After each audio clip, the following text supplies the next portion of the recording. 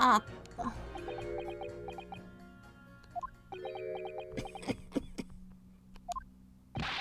What's the matter with you? Too good to say some words of thanks to the brother of all academic subjects. What is it about scientists, honestly? Accusing someone without right evidences. It's not a proper job, is he? I won't have it. Hold it! I've gotta ask, why have you brought that corn into court with you? Colonel Cobb, he's been going back on the farm. Pick him up on my way to town. He's a proper nibbler, is he? He is. Yes, the nibbling seems to be taking quite a while. Maybe you could wait until after the trial. Oh, I don't like the sound of that. You need colonels at times like these. When I have some big to decide, the colonels always point me in the right direction, see? You're talking about your cob of corn? Blah, guilty, bottle, not guilty. What are you saying?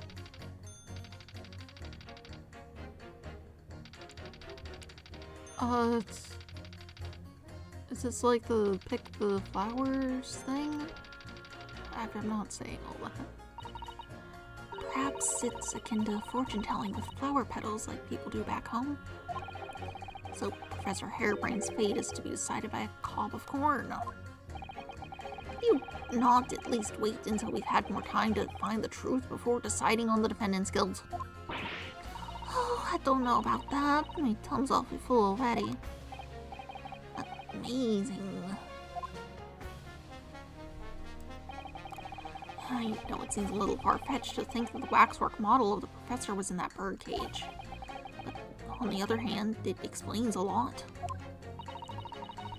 If there really is a reason why that particular waxwork had to be used as Mr. Osmond's double, we must do everything we can to make the jurors understand it. The truth is, I'm sure that's the key to this, but it's the most puzzling part of it too. In that case, you should see what additional information you can glean whilst trying to change the jurors' minds. If you can read a book whilst eating a rice cracker, Mr. Naruhodo, I'm sure you can do this. Right, yes. Alright.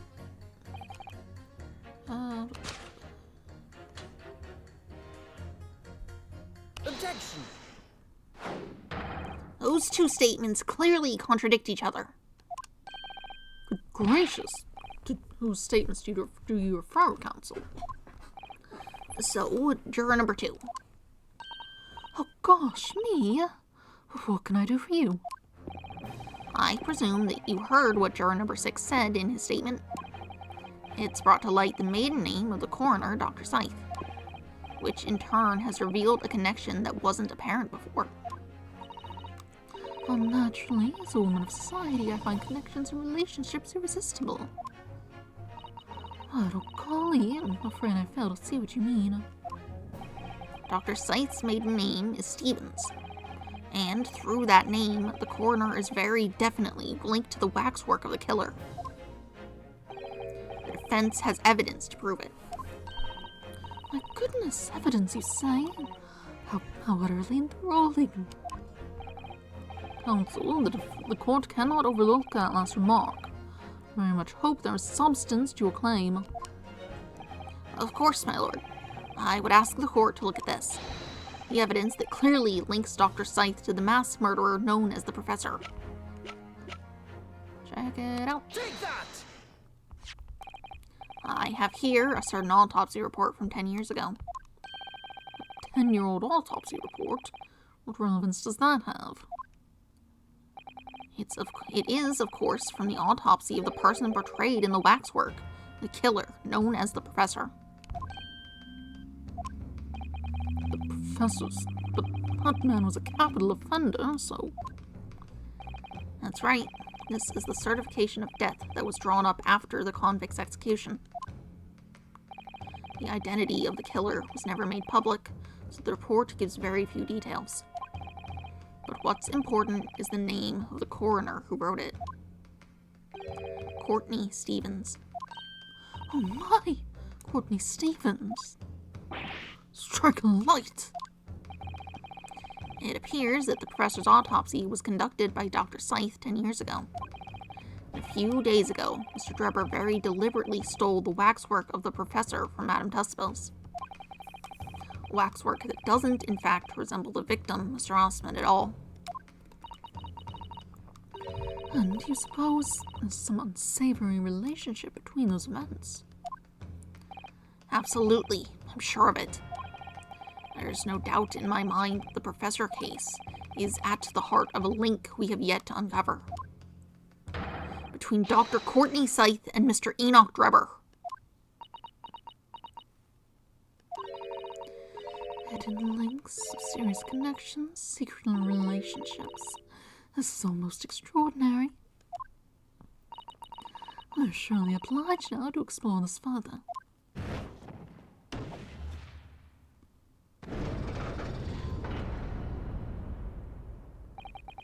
Quite right.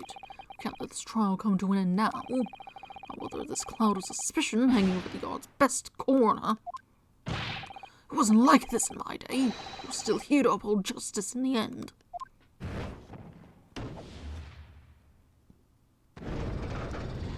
Oh. It's the professor. That's what linked this frightful swindler in the corner. You don't like the police.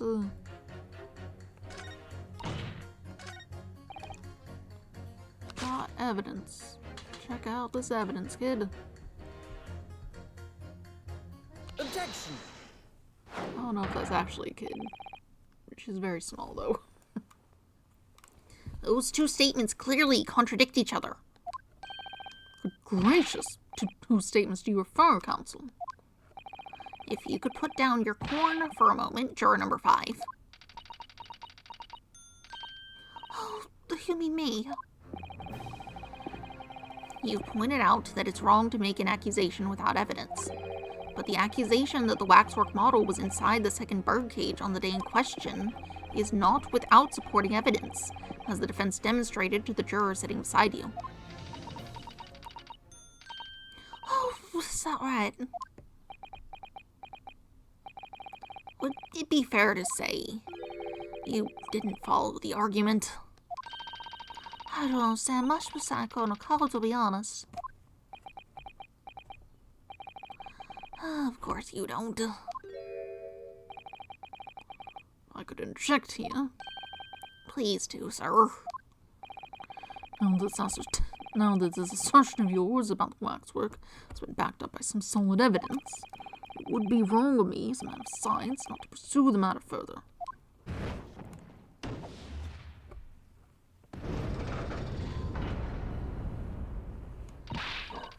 Ah, well, me too then. Sorry? Well, this brainy gentleman says he's right, and he must be. See, I wouldn't dream of going against Colonel Cobb. Anyone's got something between their ears.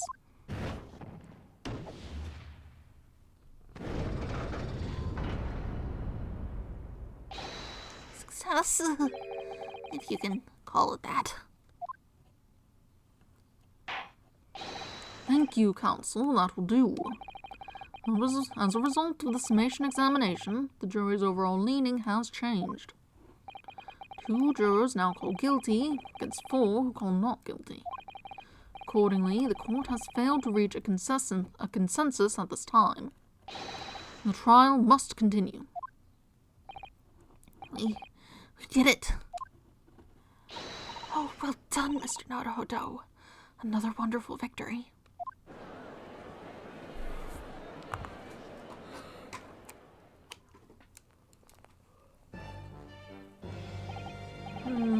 Waxwork of the despicable professor uses a body double of the victim in this quite extraordinary case.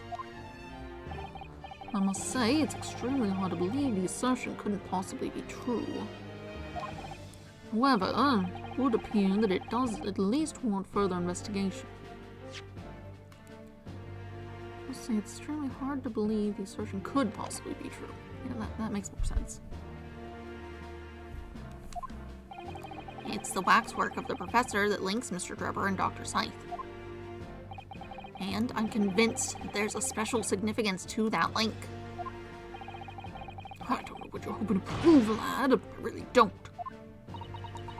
Truth, sir, by using evidence and testimony.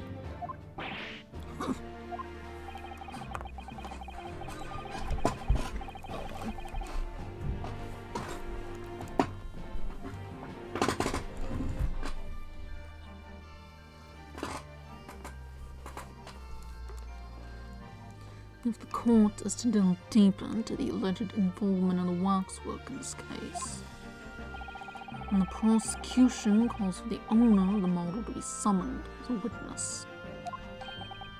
The owner? Madame Tuspels. I really thought that Lord Von Zieks would object to this whole line of inquiry. Very well, I concur. Make arrangements for Madame Tuspels to appear as a witness with immediate effect. Listen carefully, my learned friend. Oh, yes?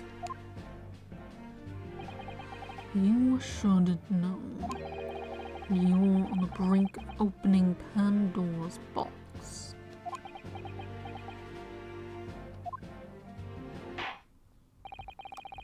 The court shall now adjourn for 45 minutes. During that time, the prosecution will summon the new witness and prepare her for taking the stand. Madame Tuspels, yes. I shall see to it at once, my lord.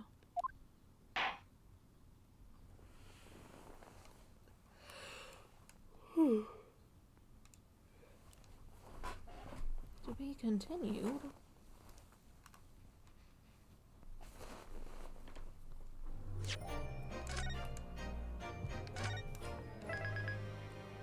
We're just gonna get back into the trial. No real reason to stop here. Let's carry on. 24th of October, 11:53 a.m. The Old Bailey, Defendant's Antechamber.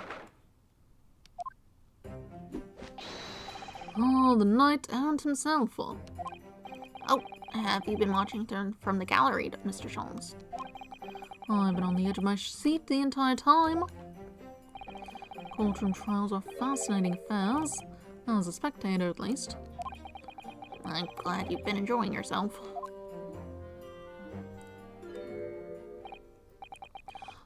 I have to ask.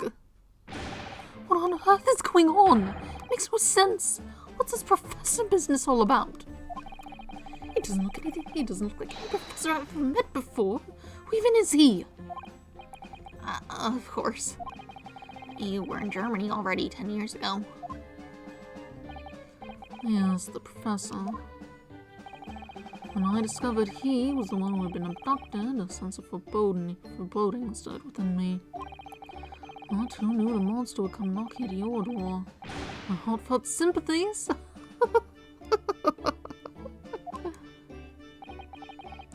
As it turns out, Lord Von Zieks is even more intimately tied to this case than any of us realized, isn't he? Yes, how true. His great friend from university in the dock. Now, the waxwork of the killer who took his esteemed brother's life makes an appearance too. I imagine that even the shrewd Mr. Reaper failed to foresee that kick in the teeth. Extraordinary move on your part, my dear fellow, to throw that in front of the man. You make it sound deliberate. I can't help feeling that this professor case is really very puzzling. Yes, in what particular manner? Well, there's Mr. Drebber, Dr. Scythe, and Lord Von Zieks. It seems that everybody in the trial has a link to the case somehow. Yes, in fact, I alone am not a member of the set. Oh, that leaves me as an empty set, all alone with no intersection to any other. Excuse me. Oh, you. Yeah, you're probably not too pleased with us. I assume you've been informed. Dr. Scythe. Oh, Dr. Courtney Scythe, Nurse Stevens. Good day to you. I assume that means prior name, maiden name, label. I don't know what that is. Hello, Sholmes. That was very shrewd of you. What in particular, pray? You requested a 10-year-old autopsy report from Gregson, didn't you? Why would you assume such a thing? Because Gregson told me.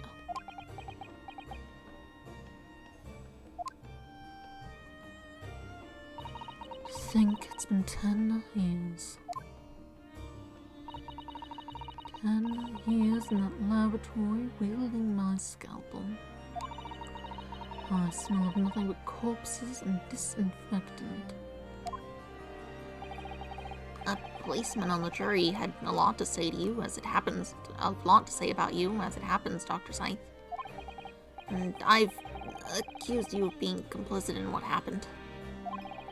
I'm hoping that you'll take a stand and tell the truth about what really happened. That certainly won't be possible. Lord Van Zeeks won't be summoning me as a witness. Lord Strongheart has forbidden it. Lord Strongheart? The Pandora's box you were warned about is the Professor case. Please don't make the mistake of thinking you'll get any information about it out of me. But attempting to hide from the truth, that's cowardice. I've always fought crime the way that I see fit. I have no regrets, none at all. And that's all I came here to say. So, good day to you.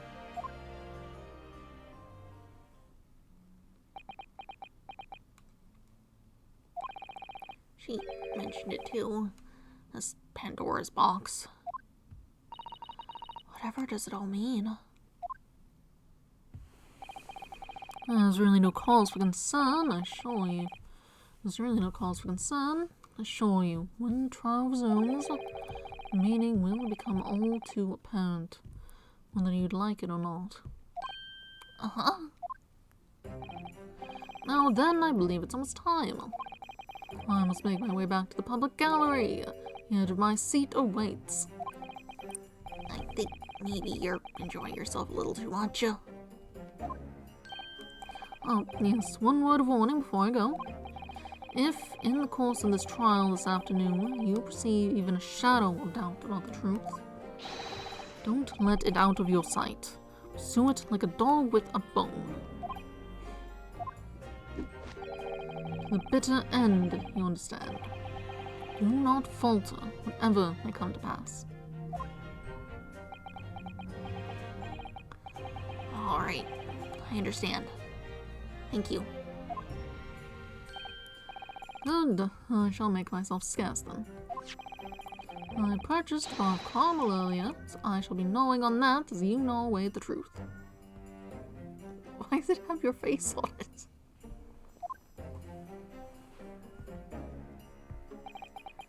What did that warning from Mr. Sholmes really mean, I wonder? Especially the bit about whatever may come to pass. I'm not terribly fond of caramel myself. It's time for the final chapter then. I'm determined to find the truth. No matter what.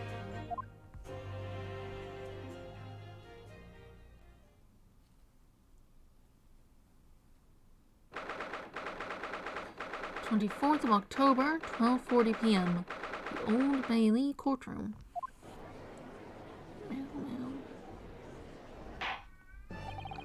In the name of Her Majesty the Queen, I hereby reconvene the proceedings of this court.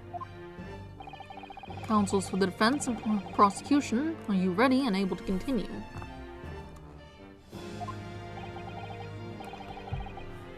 Drinking water. The prosecution is ready, my lord. Yes, my lord. The defense is also ready. As the court is aware, this case under our scrutiny began with a damaging incident at the Grand Exhibition. Yet we now find ourselves embroiled in the details of a convicted felon who was sent to the gallows a decade ago. This trial has certainly defied all expectation. As seems to be the fate of all trials in which this Nepalese is involved, my lord. So then, let us begin our exploration of the defense's assertion that the waxwork was cardinally involved in this matter. Lord Van Zieks. Lord, are we still awaiting the arrival of Madame Tuspels? Not at all. She's in the antechamber as we speak, and ready to be summoned. Very well, bring in the witness. At once, my lord. Bailiff, show Madame Tuspels to the stand. Things are about to become a lot more intense. If Drebber is responsible, as I'm sure he is, it means he must have had an accomplice, Dr. Scythe. And what connects the pair of them is the waxwork. Yes, the model and the professor. That's the key to the link between these otherwise unrelated individuals. It's a tenuous link, admittedly, but at present it's all we have to go on.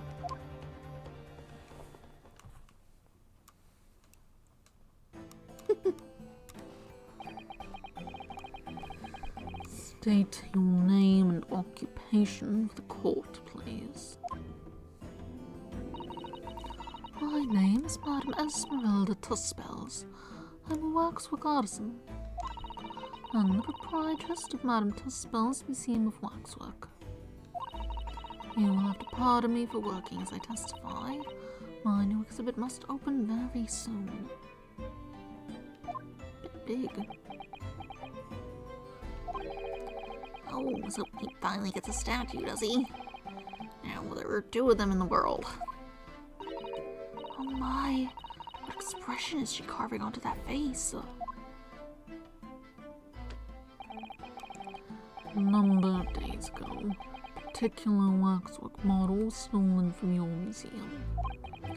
Can you confirm this? Oh, yes, true. At first, we believed it had been kidnapped. Waxwork model kidnapped her. Yes, my lord, there was a demand for ransom money left behind by the culprit. However, according to what I've just been told outside the courtroom, that was not the true reason. I understand it was utilized as a substitute for the body of a murder victim. At present, there is no more than conjecture proposed by the defense. This is the victim of the case in question, Mr. Odie Osman. But of course, I know him well. He is part of my odious personages exhibit. I detest to say what is evident, but Mr. Osman does not resemble the professor at all. Yes, but perhaps their faces are very similar. Are you suggesting that we should see now the demasked visage of the professor? I have here the key, but it is strictly forbidden to open the lock. This is absurd. Pardon? I don't know what face you've carved into your fancy figure beneath that mask. But clearly, it won't be that of the actual killer. Indeed, the man's identity was never made public after all. The trial took place in a closed court. The proceedings were strictly confidential. condemned man was summarily executed, his identity remains a closely guarded national secret. There is no possible way that a repository of tawdry exhibits could get its hands on that information. Claire Dommage. It would seem that you are unaware of the Tuspel's principles. What principles? The family Tuspels has always prided itself on sculpting its models a la perfection. Every detail, including the visage, is fashioned with complete fidelity. Et voilà our principles. There's a well-known legend about the Tuspel's waxwork from the time of the French Revolution. A member of the Tuspel's family is said to have made a waxwork of the queen who was executed. Oui, that's true. It was a century ago now. I believe the queen's face was carved in the minutes following her death, actually at the guillotine site. You are correct. Some models on display still today in the House of Horus. We Tuspels will stop at nothing to obtain a faithful replica of our subjects. You and me, a somewhat disturbing tenacity of purpose. It is the only way to obtain a truly lifelike representation of the subject. And it has been my family's secret for generations. Do you mean to say that beneath that mask? Why, the true visage of the killer is there. This is ludicrous. It's out of the question. Professors spread terror throughout Great Britain. As a result, the Man Tuspel's special exhibit remains extremely popular even today. The killer emerging from his own grave. It is a sight to behold. You should come. I think, madam, it would be beneficial to hear your formal testimony on this matter. You will explain every detail of this macabre model and your personal involvement in its creation. With pleasure.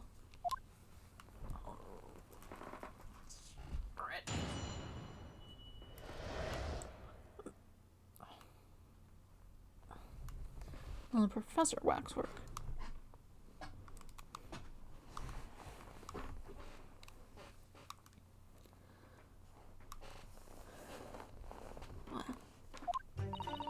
This special exhibit in the House of Horus is based on a rumour that shocked society in London. An impression of the visage was taken directly from the corpse in accordance with Tuspel's family principles. I listed the age of Ada the Gravedigger, created a mold for the head in the cemetery just before the interment. I hid myself until he gave me a signal. I was there for a very short time that night. As dawn approached, I was very worried that I could be discovered. The Gravedigger? The man sanctioned this? I will do all that is necessary to achieve the true resemblance my family celebrated for. Nobody else knew, only the Gravedigger. What harm did it do, So you truly saw it. The face of that monster. Naturally, I was aware at the time his identity was a secret. But Tuspels would not be Tuspels. We did not insist on absolute fidelity in our sculptures. Don't believe this. I myself have seen the special exhibit at your museum, madam. A truly blood-curdling scene in which the murderer is emerging from his own grave. The scene it depicts was the subject of many rumors in London 10 years ago. I have here a newspaper from the time. Oh. The special exhibit was based upon the picture in this article.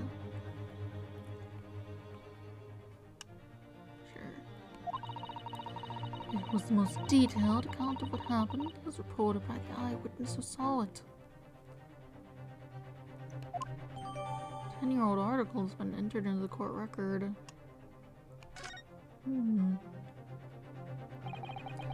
Man rises from the grave. It's too absurd for words. The public enjoy absurdity, monsieur. That's why I have reproduced the scene as carefully as possible in my museum.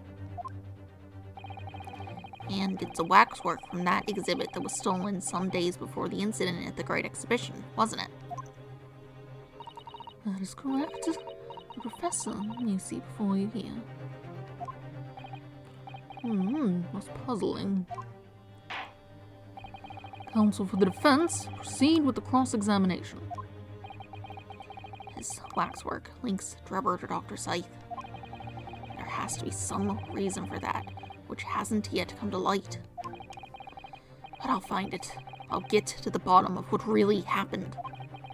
I'll prove that Dr. Scythe and Drebber were in on this crime together. You'd think the model would be a bit more damaged from falling like that. I suppose if it's under clothes, it might not be immediately apparent.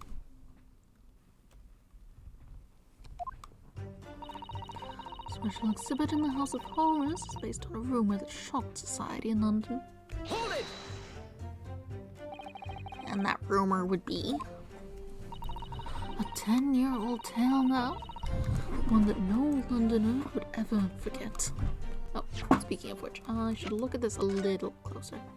Okay, it's just an image, just for looking. Let's see. Scared criminal returns in the dead of night at local cemetery. Lowgate Cemetery, just behind the prison on the night the foul demon's execution, the newly interred professor forced off his grave cover as he clawed free of the earth. The young man who witnessed the scene was on the verge of raising a shriek when, in the next second, a gunshot rang out suddenly from behind. The bullet pierced the resurrected man's chest, whose breath then stilled once more. The youth then finally released the scream he'd been holding and ran for his life. The university student who experienced this shocking event is Mr. Enoch Drebber, disciple of science at the University of London and a resident of its student dorms. He was shot.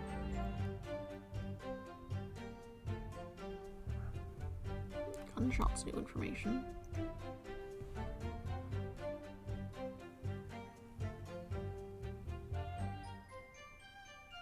On the night of the execution, too. Who stayed there till dawn?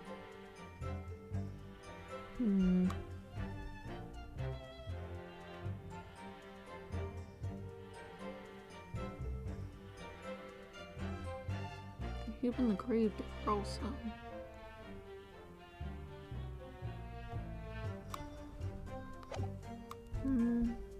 Oh, we also have this. Didn't look at it.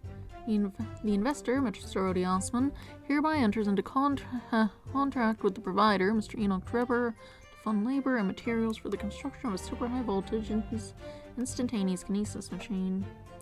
Mr. Drebber is to receive 30% of all remunerations from government grants or other income. Mr. Drebber may only uphold this right on condition that both contracting parties are alive. Right.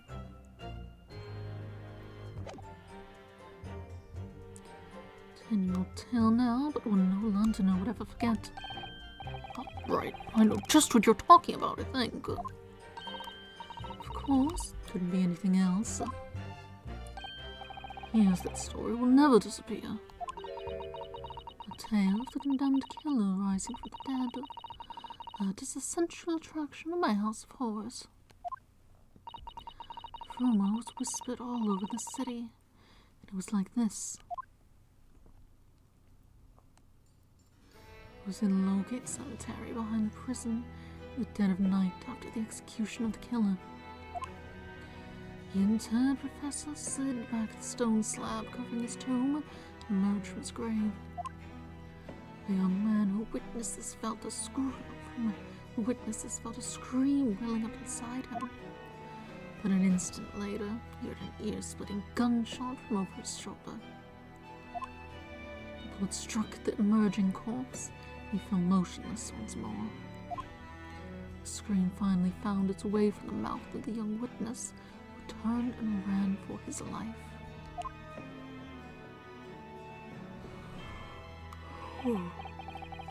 The corpse climbed out of his own grave? And then somebody shot him. Who was it? Nobody knows, even today. But remember, it was just a rumor. Perhaps nothing more than a ghost story. The good people of London, they love stories like this. That is why it was in every newspaper across the capital. But was it just a story? I mean, this is exactly the scene that can be seen today at your museum, isn't it? Why, the special exhibit was modeled on that very illustration. For a while afterwards, the contents of that article were reproduced in every newspaper imaginable. Madame, might I say something? Please, go ahead, mademoiselle. When something is described as a rumor, it doesn't necessarily mean that it's entirely made up. I believe that often rumors contain elements of the truth. Ah, I see that people from the East can be just as astute as the people of Europe.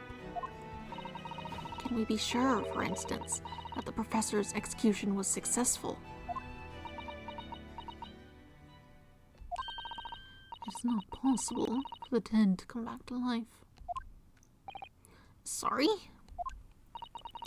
10 years ago, I was there in Lowgate Cemetery. After the criminal known as the Presser was killed by hanging, I took a wax impression of his visage from the corpse just before it was interred. So I can assure you, the man was dead. I see. It would certainly appear that the condemned man suffered the intended fate.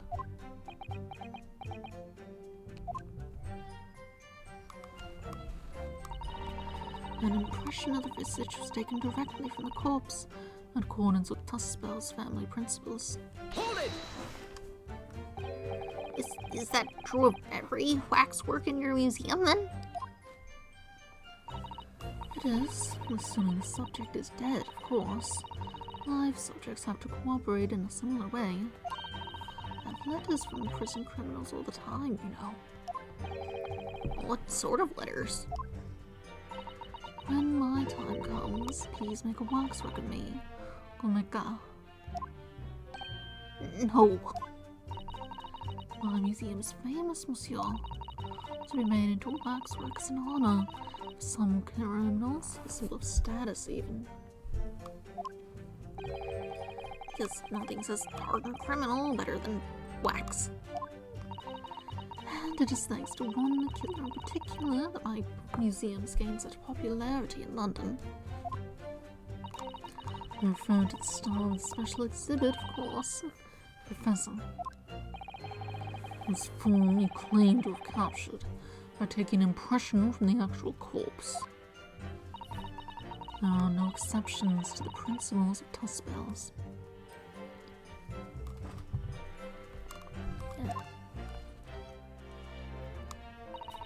I enlisted the aid of the gravedigger, created a mold for the head in the cemetery just before the interment. Hold it! Surely that's illegal, isn't it?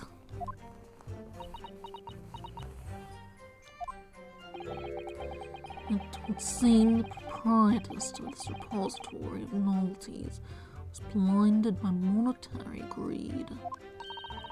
It had nothing to do with money. The man is part of London's criminal history. That is why I had to sculpt him, to record this history. It is the raison d'etre of the Tuspel's Museum.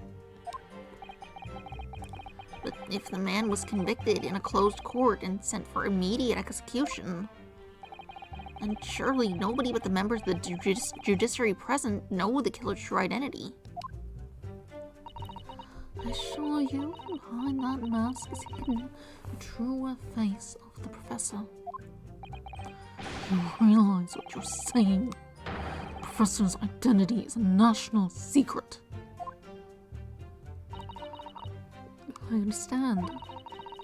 Now that the truth about the special exhibit has been revealed, it must perhaps close. It must perhaps close. Of course it will. As will your entire museum if you don't tread very carefully, madame. That could be another interesting chapter in the history of my family, I think. Not you. So, 10 years ago, on the night of the professor's execution, you took a wax impression of his face from the corpse. Aye, exactement.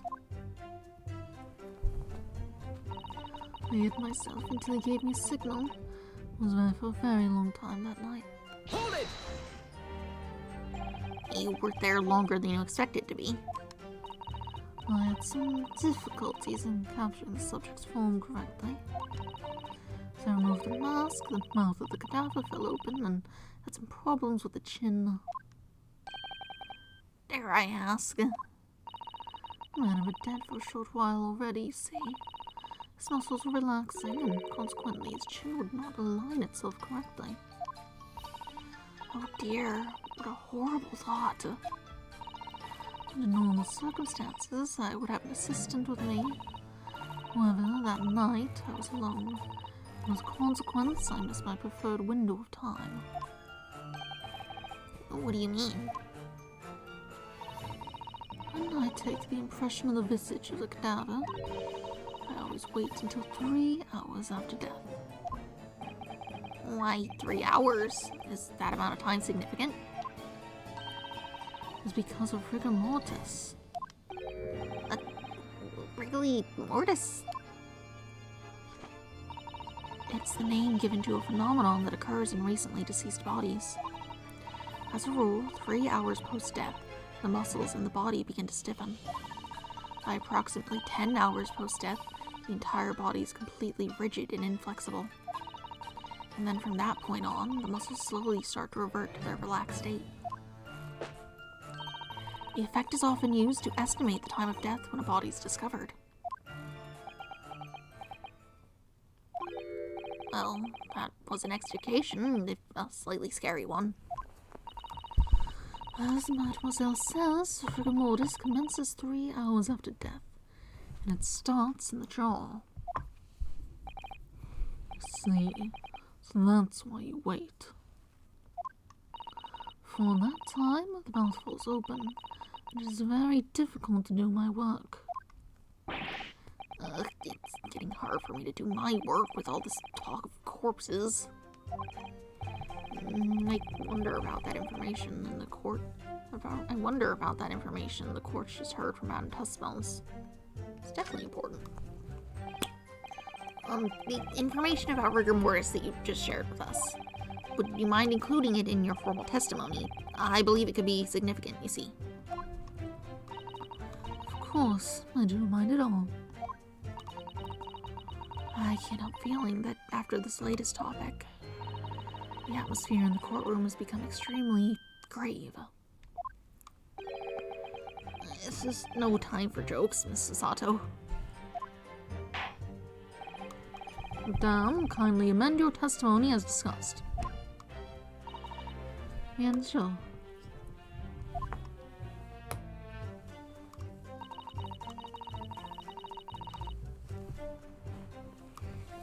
It took me a very long time because it was before the onset of rigor mortis. Hold it! Rigor mortis being the phenomenon you describe, whereby the corpse becomes stiff after death. I think you said that it starts at the jaw about 3 hours post-death. Is that right? Oh, yes, sir. Of course, the exact duration depends a little on the season. I didn't realize a waxwork artisan would be so well versed in the subject.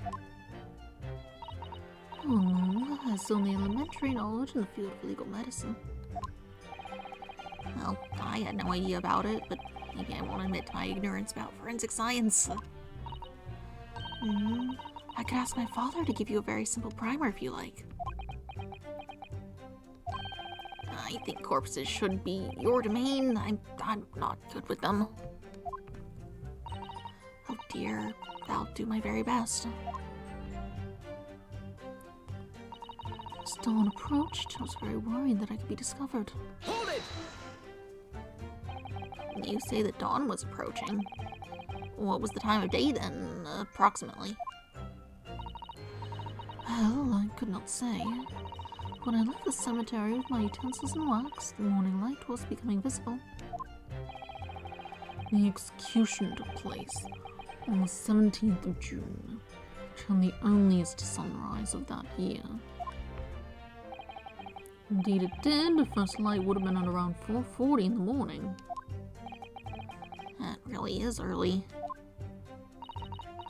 Fact is, I had very little time, so I finished my work in half an hour. In a half hour. It was necessary to complete the impression and bury the body before daybreak, of course. Somebody had discovered me there, but it would have been a catastrophe, so I had to hurry. Is it me, or does Mr. Sholmes seem to be taking shape more quickly now, too? You certainly appear to go to extraordinary lengths for your work, madame. I wonder, is what she just said particularly significant? Madame, those details about how long it took you to complete the sculpture and the early sunrise. Could you include them in your testimony? I believe they may be significant. Of course, if you would like me to. You're quite right, Mr. Naruhodo. It is intriguing. A sunrise at 4 in the morning would be absolutely unimaginable at home, wouldn't it? That's not quite what I meant by significant. Kindly amend your formal testimony then, madame. With pleasure, my lord. Hold on.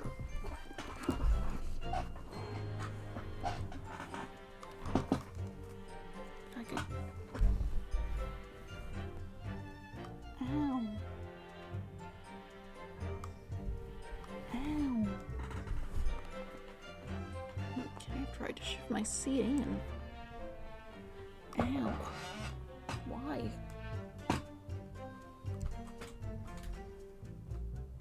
Got my leg weird and now. Zuko, will you stop?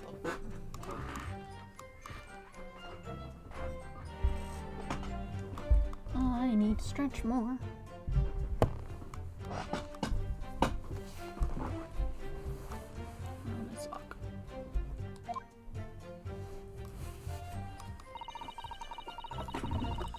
I hurried to finish my work in a half hour before sunrise, and I left as soon as the corpse was interred. Hold it! If you have reason to believe you might be discovered once the sun came up or something?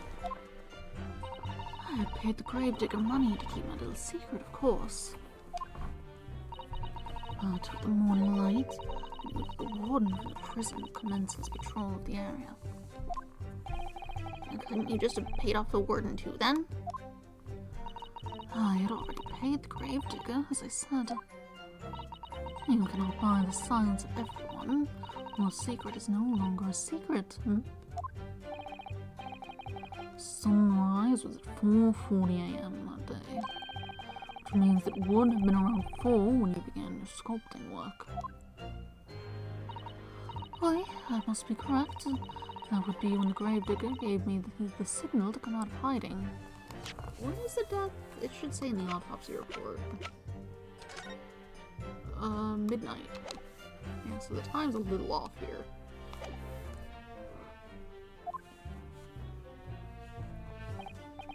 So, that's all I have to go on. What's your feeling, Mr. Naruhodo? For some reason, Dr. Scythe went along with Mr. Darber's plan. Now, if that's really true, then the professor is the only other thing we know of that links the pair of them.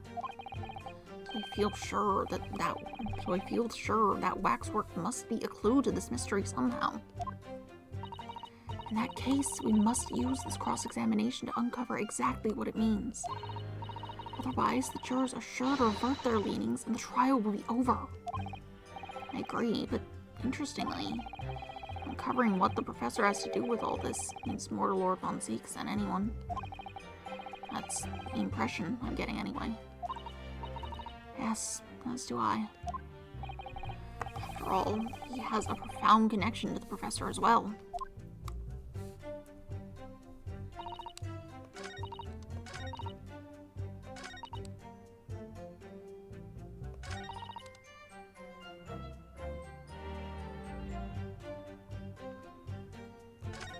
I guess against this one, and then since we have the thing about the sunrise, it should... Your time? Objection!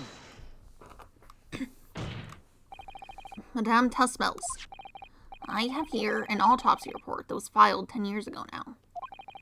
It confirms the death of the professor following his execution at the gallows.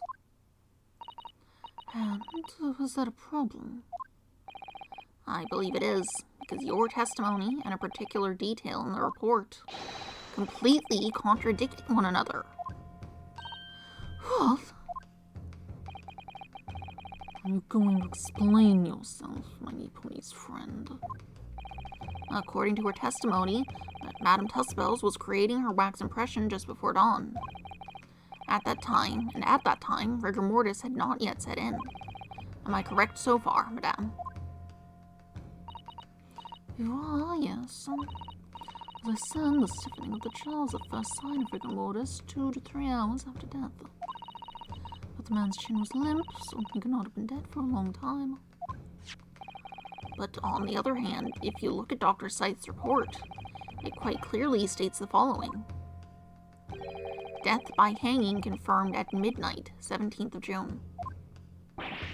No. If the professor indeed died at midnight that day, then by the time you were sculpting his face, rigor mortis would have already set in. Yes, right, the chin would have been completely stiff.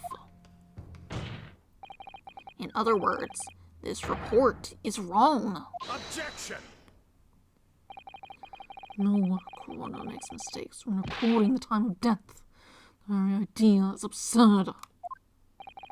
In that case, there's only one possible conclusion. The execution didn't actually take place at the stated time. Impossible. Order. Counsel, this is beyond folly. Not only do you indict the author of the report, Dr. Scythe, you also implicate members of staff at Barclay Prison where the execution took place. By heck, extraordinary. Not my... Objection! My learned friend appears to have overlooked one very crucial fact. What fact? The professor died that night, without question. He did, of course he did. I moved the man's limp jaw with my own hand. Objection! Was no... Yes, the professor died that night. But what if he didn't die at the gallows? Didn't die? Are you insane? What exactly are you suggesting did happen in that case? It's almost impossible to believe, but it would explain the link between Dr. Scythe, the professor, and that one other person of interest. I have evidence that will explain exactly what I'm suggesting happened that night. Counsel, present the evidence at once. The evidence that allegedly explains what really happened on the night of the professor's execution.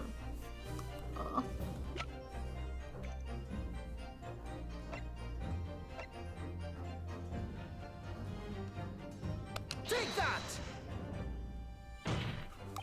What happened that night is written very plainly in this newspaper article. Executed criminal returns in the dead of night at local cemetery. You're suggesting it's a corpse coming back from the dead now. Well, if this article is to be believed, yes. The professor, assumed dead following his execution, emerged from his grave and was killed again. Objection! Don't be a fool. It's a rumor published by the Gutter Press. Can you be certain of that? Aren't you serious? The point is, as the article says, there was a witness to what happened. My word, yes indeed. I see. A young man who stole into the cemetery by chance that night. Objection! Of course there was a witness. The story didn't write itself. But obviously the man made it all up. And in any case, this was 10 years ago now. There would surely be no hope of finding him. Objection! On the contrary, my lord, we all know this witness well. What? Are you suggesting, counsel, that you've identified the person in question? Did you know who claims to have seen these utterly incredible events take place? Yes, my lord. In fact, you could say that he's right here before my very eyes. You will substantiate your latest claim now then, counsel. Who was the alleged witness of the staggering scene from the cemetery 10 years ago? Take that! The man in question is Mr. Enoch Drebber. Trevor? The previous witness? A special exhibit in the House of Horrors at Madame Tussbell's Museum of Waxwork recreates that decade-old scene in great detail. A condemned criminal emerging from the grave, and beside the tomb, a young man with a lantern stumbling upon the terrifying sight.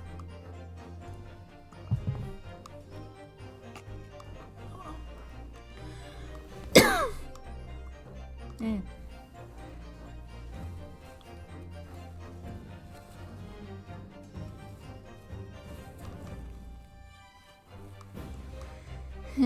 Good.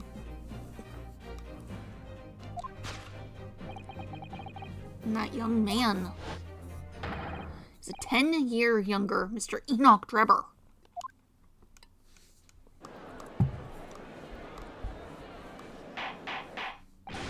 Order! Surely not, counsel. Trevor was there, in Lowgate Cemetery. What is all this talk about, Mr. Trevor? Is his name significant? Meaning? Of course, Madame Tussbells doesn't know, does she? Yes, it's extremely significant, madam. To your situation as well, in fact. What situation? The theft of the Professor Waxwork from your museum some days ago was perpetrated by the very same man. No. But that would mean... Madame Tussbells. To appear, you know the name. Enoch Drebber. Oui, yes, I know it. But from long ago and past. What? Oh my. Good gracious. Explain yourself. Tell us everything you know. Yes, of course.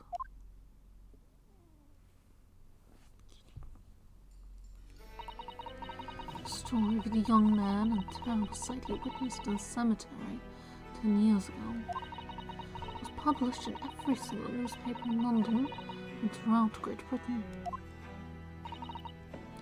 However, in all of the articles, the witness was simply described as a certain young man. No details were published about his identity. His name was never revealed. That is, apart from in one newspaper.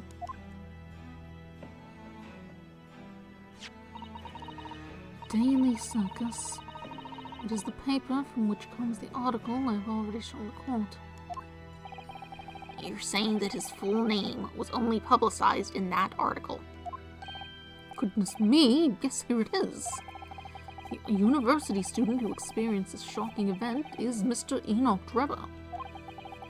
a disciple of science at the University of London and a president of its student dorms. Unbelievable. When I read the article, I went to meet with the man. The discovery of the condemned criminal coming back to life at the cemetery in the dead of night would make a perfect exhibit for my House of Horrors, whether it was the truth or not. I see. So you wanted to meet with Mr. Drebber in order to sculpt a waxwork of the man, did you?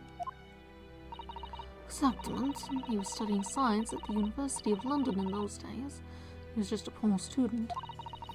I paid him £5 to model for the waxwork. And since that time, it has been in my museum to recreate the scene of terror from the cemetery.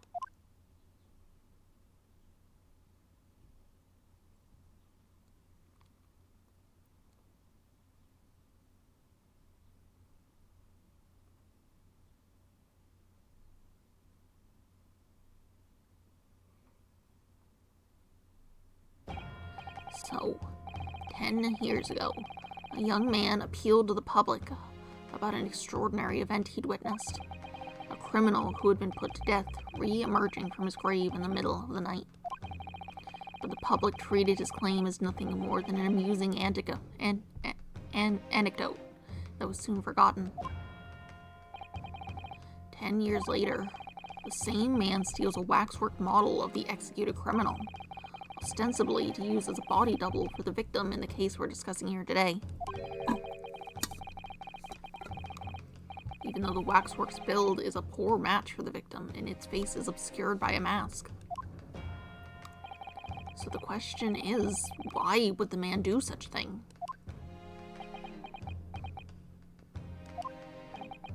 Which brings us to 3 days ago, when the birdcage crashed into the Crystal Tower. If the birdcage had in fact contained not the body of Mr. Assman, but that same waxwork, the coroner from Scotland Yard who investigated Dr. Scythe would have noticed immediately. And yet, she submitted this autopsy report for the victim, which the court has seen earlier. Why? Because the waxwork was that of the professor. Is that what you're saying? Dr. Scythe put her name to a document confirming the death of a condemned criminal who was still alive. A criminal whose apparent resurrection was witnessed by Mr. Drebber. But that misconduct was deadly secret the coroner would do anything to protect. Which is precisely why Mr. Drebber used that particular waxwork as the body double. My lord, this court must summon Dr. Scythe to the stand. The defense is determined to find out exactly how the coroner and Mr. Drebber are connected.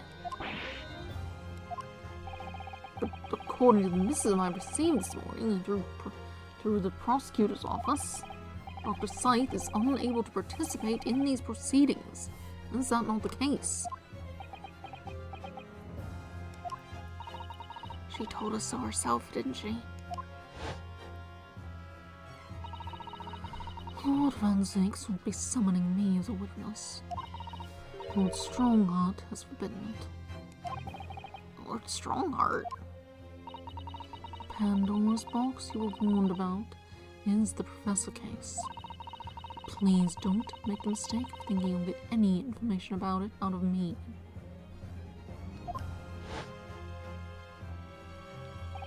Something happened on the night of that killer's execution 10 years ago. And surely nobody would want to get to the bottom of that more than Lord Von Zieks.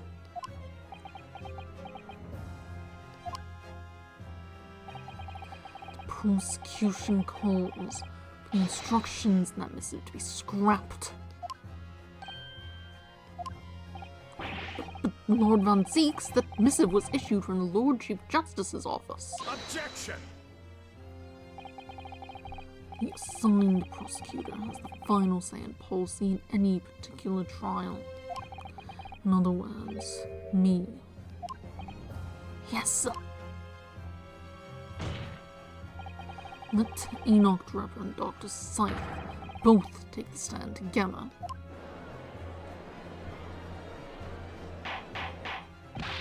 Order, order, order! Very well, I will uphold your request. Bailiff, send a subpoena with immediate effect addressed to Dr. Scythe of the Forensic Investigation Team. The woman is compelled to attend on Her Majesty's orders. Alright then, Enoch Drebber and Dr. Scythe. If they weren't colluding with one another, this crime could never have been committed. I'm just a stone's throw away. I can feel it. The truth behind all of this is about to come out.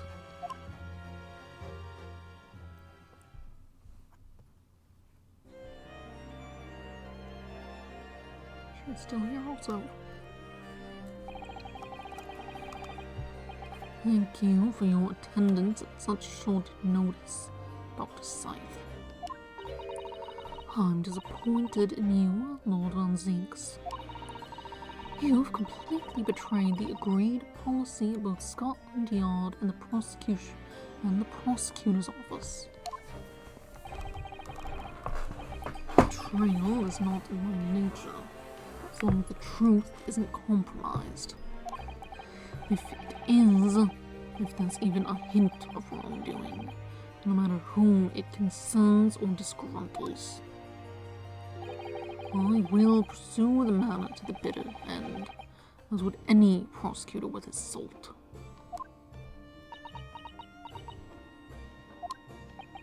Mr. Drebber, you took the victim's life by means of a machine that you constructed in your workshop.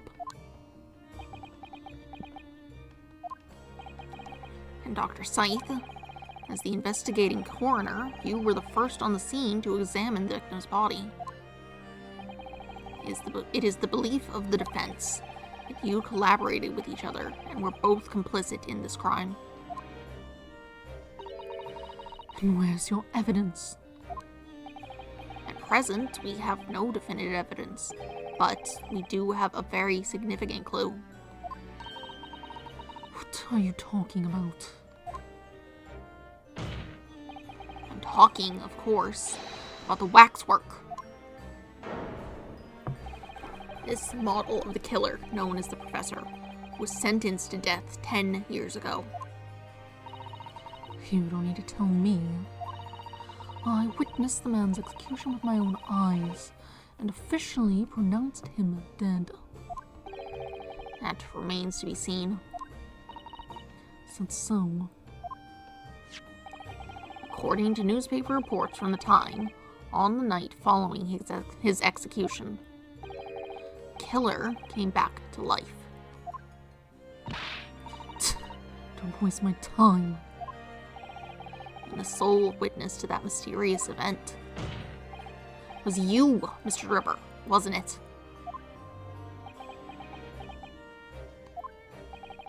If what you saw in the graveyard that night 10 years ago wasn't some chilling fiction, but reality, it would make you privy to a great secret of a very great secret of Dr. Scythe's. A secret so profound it could compel the coroner to agree to collaborate in your evil scheme, in fact.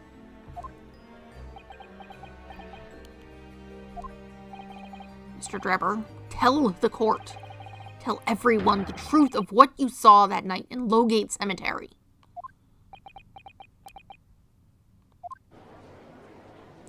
So he was a student who saw it. You can see the resemblance, actually, can't you? The man and Madame Tesmels, I mean. Surely he's not going to claim that's what he really what he saw, especially not after all these years. He was a research student at the University of London, wasn't he? But too clever for his own good, if you ask me.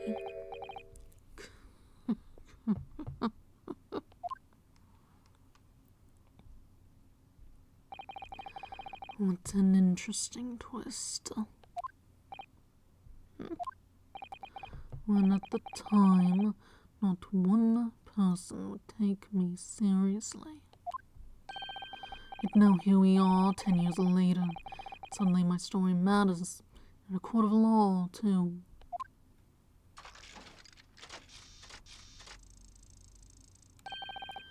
Very well, then. If everyone so wishes. Let's be frank. I'll tell you the truth of what happened that night for what it's worth.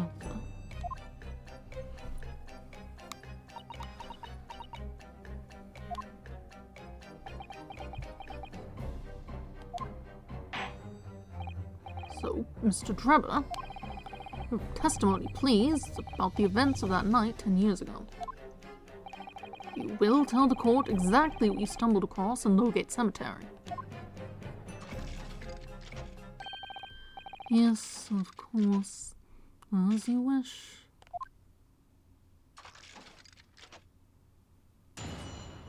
Witness testimony. In the cemetery 10 years earlier. The reason I was in Lowgate Cemetery at all 10 years ago was for a spot of moonlighting, shall we say. Yes, the illustration in that newspaper article was based on what I witnessed that night. Thinking back now, I realize I never actually saw the professor. Soon afterwards, I was visited by a young woman who sculpted a model of me from wax. And I gave up on my dream of being a scientist. It was all because of that newspaper article.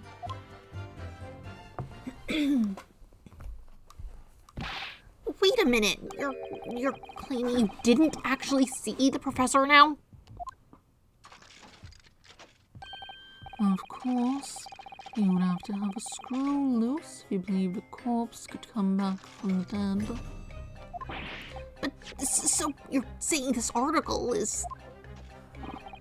Not with the paper it's printed on. I think that would describe it perfectly, yes. If the details in the article aren't true, it nullifies your argument for why Mr. Drebber and Dr. Scythe would have been working together. So he's discrediting himself to cripple my argument?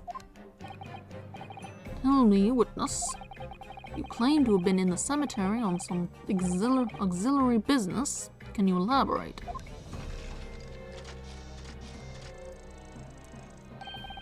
That's right. Grave robbing, to be precise.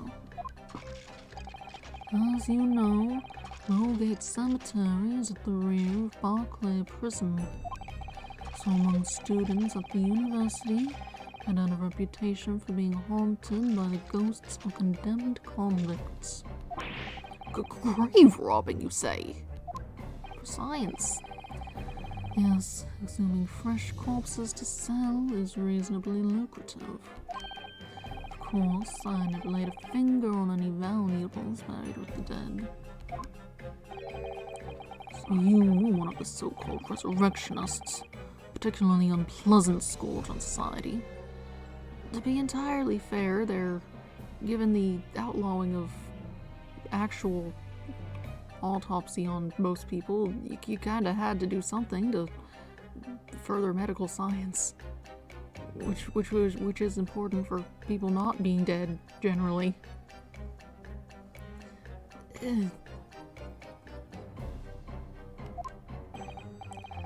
Actually, my fellows and I went by another name. Movie purposes. That is quite beyond the pale. You would invite divine retribution, sir. Yes, well, I think I suffered retribution enough. Daily Circus eventually unearthed my name and put it in print. Caused me great many headaches. In the end, I had to leave the university.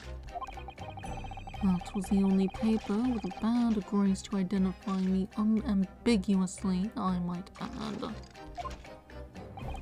I see. Out of interest, who drew the illustration for this article? Ah, yes, that was the reporter who exposed me. He sketched that right in front of me as I described the scene.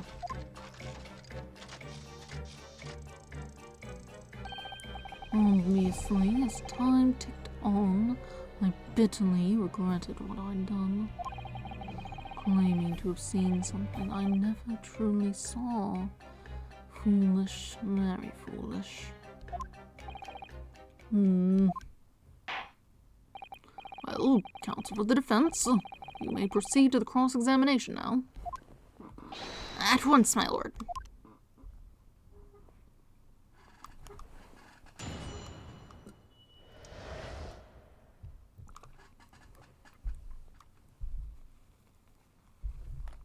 In the cemetery 10 years earlier. The reason I was in Lowgate Cemetery at all 10 years ago was for a spot of moonlighting, shall we say. Hold it! By moonlighting, you mean grave robbing, do you? Surely you need only look at the graveyard scene and my appearance to gauge the answer to that.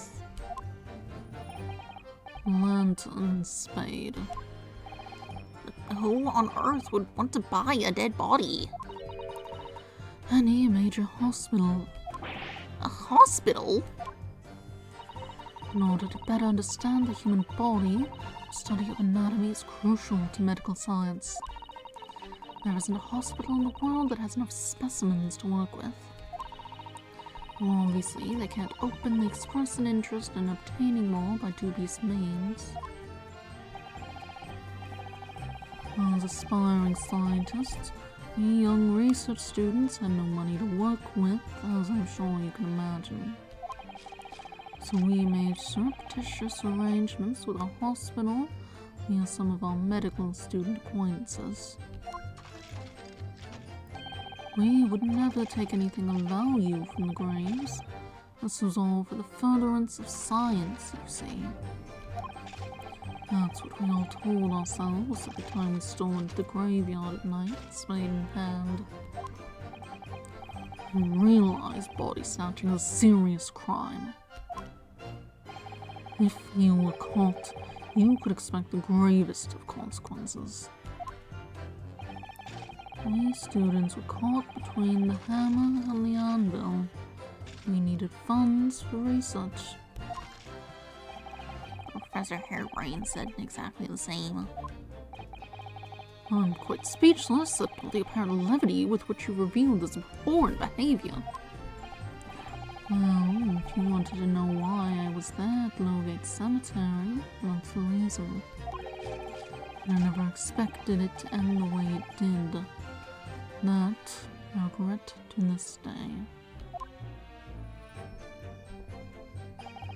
Yes, the illustration in that newspaper article was based on what I witnessed that night. Hold it! A strange happening at Lowgate Cemetery, which you now deny. Not entirely. I ran to fetch the police at the time, you know. I was shaking like a leaf. They didn't believe a word of it. In fact, I was very nearly arrested myself. So you went to the papers instead. I started big with the London News, but unsurprisingly, they didn't want to know either. In the end, though, those reporters from the gossip rags, the gutter press that came to get my story. And it spread like the plague through the capital as gossip-hungry Londoners lapped up the tale. The story was in every single paper at the time, with the exception of some broadsheets. And yet, only 2 or 3 of them actually interviewed me personally.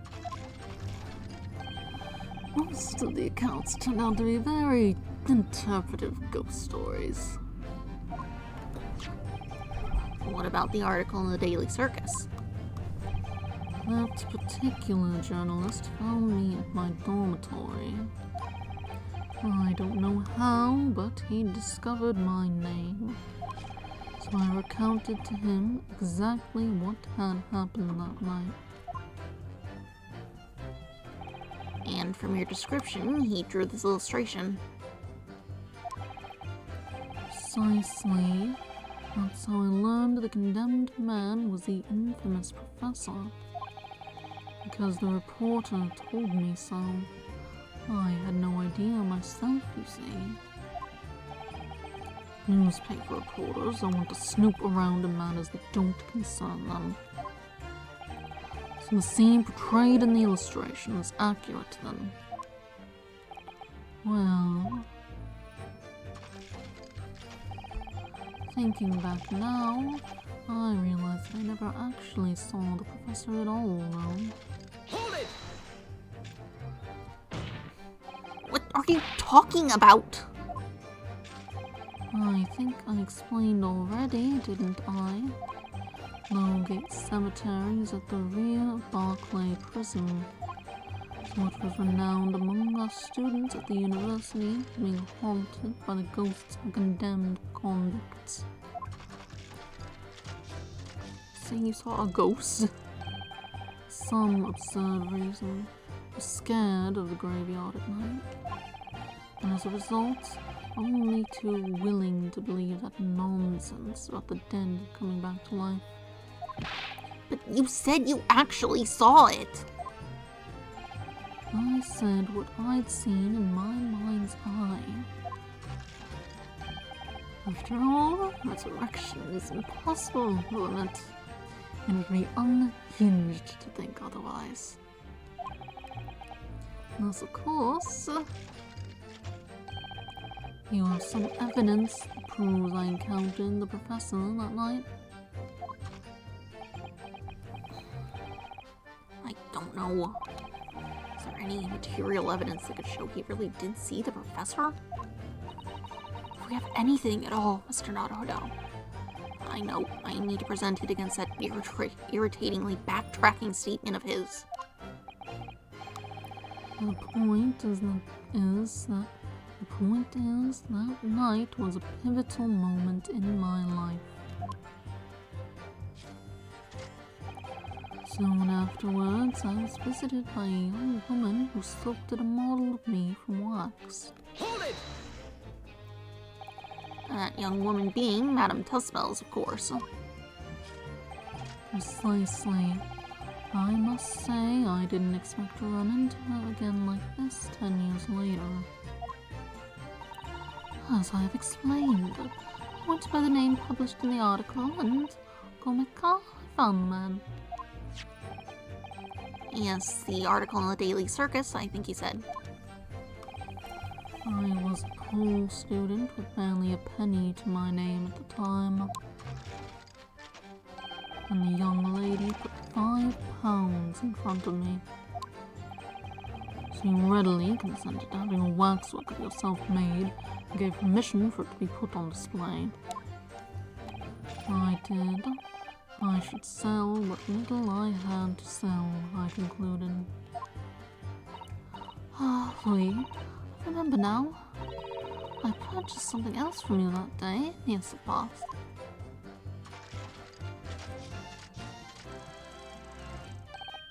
Did you? I can't say I remember. What was it, madam? This camera! Ah, Oh, yes. I made a point of taking it with me whenever I made an excursion into any cemetery. You took a camera with you, sir? To what end? To record the details of the bodies I disinterred. And I had no intention of ever visiting a graveyard again after that night, so I sold it. I see. But I still have it, monsieur.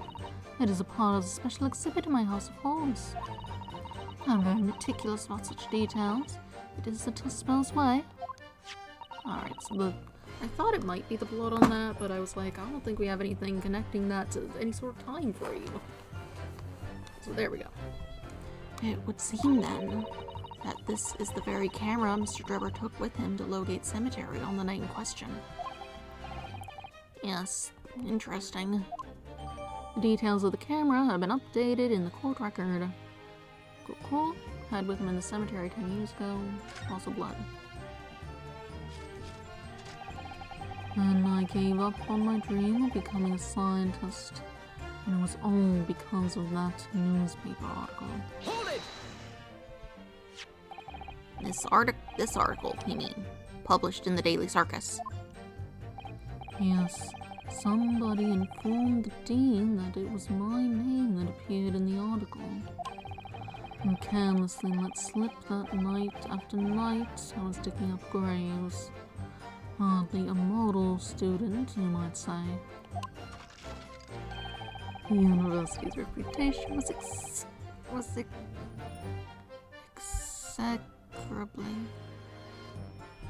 execrably defiled, and I was expelled as a result. Mon Dieu, I had no idea. And having been run out of university, he found employment in a somewhat specialist trade.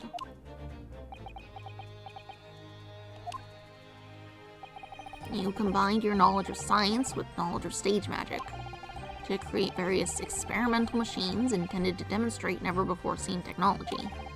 And you used those deceptive machines to trick the government and private investors into giving you money.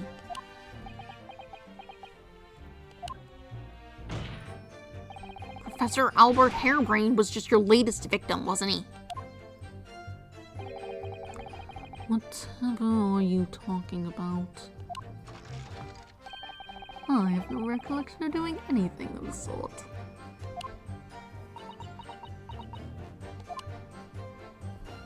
Alright.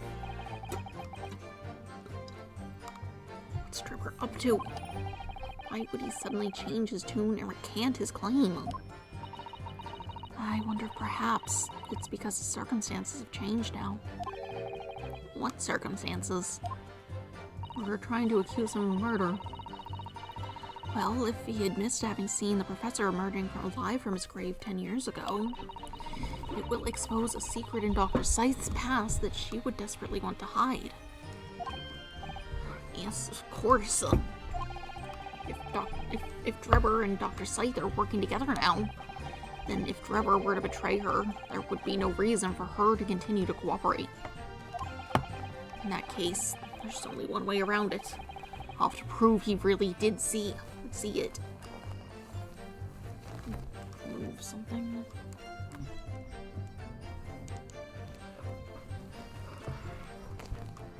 I still didn't grab any books or anything to prop this.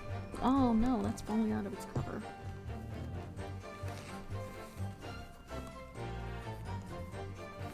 Still didn't grab any books to prop this microphone up on. So I'm all punched over. Less than ideal.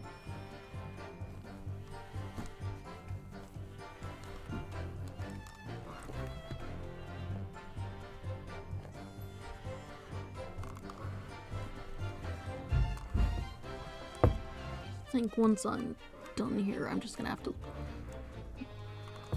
do that. Go actively seek out some books no one's using. We have a bunch, it's fine. Prove he really did see the professor's corpse coming back from the dead as he originally claimed. Yes, Mr. Naruhodo, exactly.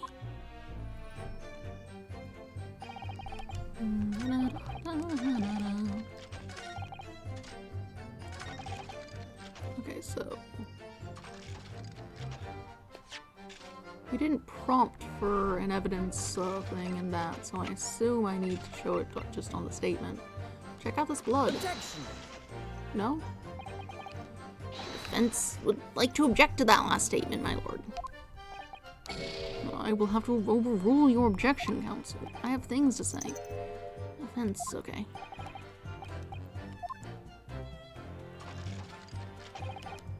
Maybe I do have to press it again, and now if I have some evidence, they'll be like, oh wait, What are you talking about? explained already, the real Barclay prison, and its ghosts. Scared of the graveyard, blah blah blah. Okay, back to what you think. Unless, of course, there's some evidence that proves I encountered the professor that night. I do. I don't know. Is there any material evidence that could show he really did see the professor? If we have anything at all, Mr. Naruto. I know. I need to present it against that irritatingly backtracking statement of his. Point is, and I was a pivotal moment in my life.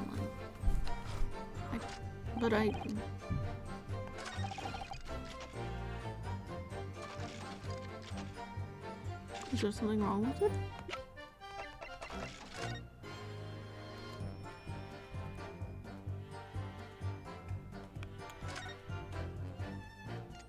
Open it up, look at the blood. You love to tear apart watches. Good.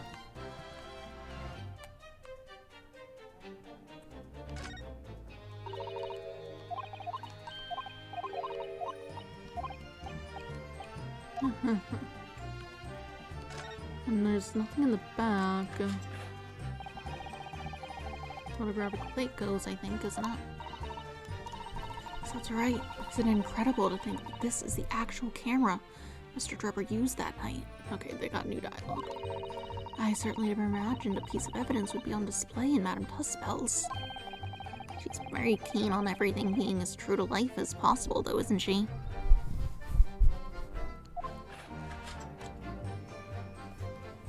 That didn't help. Look at this blood.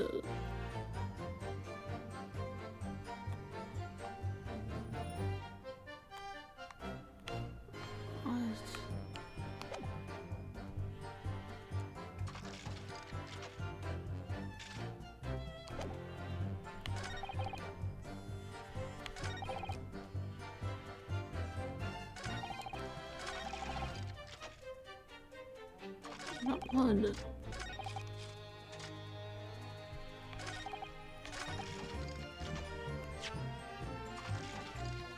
You can look at the article and talk about it a lot.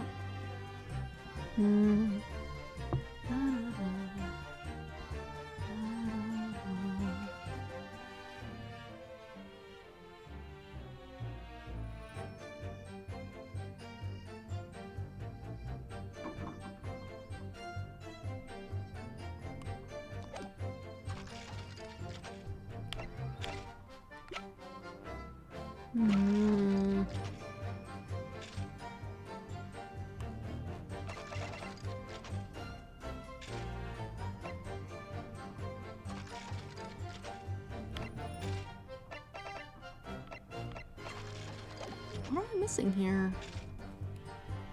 It should just be on that, should it not? Did I do it wrong?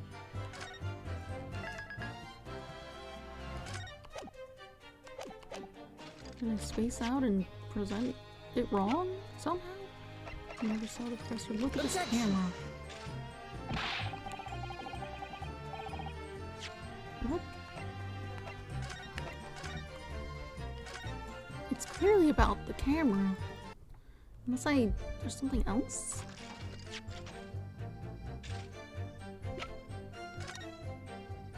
You got a camera there.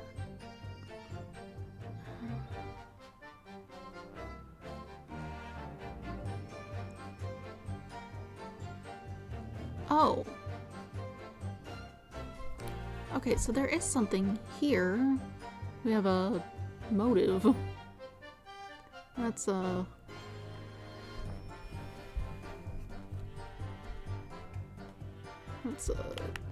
what's his name? Odie Aspen, the victim here. He wrote this article, I suppose. So we have motive now. That's good. Useful. How do we prove you saw something? Anything? Maybe this. That's not helpful.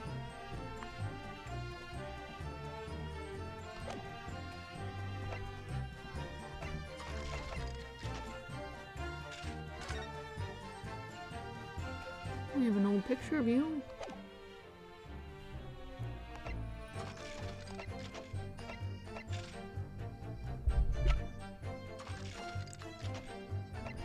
What am I missing?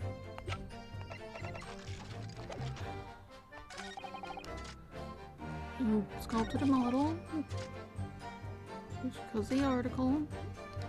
What am I missing? It just suddenly changes tune. Well, Okay. They're working together. No reason to cooperate. Prove he really did see it.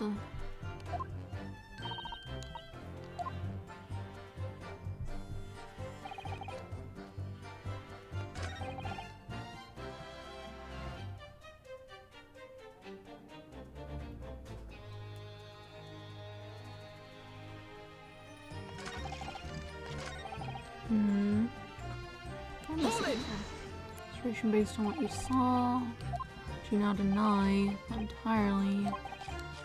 Didn't believe a word of it. Went to the papers. Well, they didn't want to know. Also, everyone wanted to hear about it. They don't actually like to interview you. They mostly turned out to make things up. But this one. Alright, you told him. For your description, he drew this illustration. Precisely. Condemned man was the infamous professor. Porter told you. Newspaper reporters, they like to do snooping. Okay. So the scene portrayed in the illustration is accurate then. Well.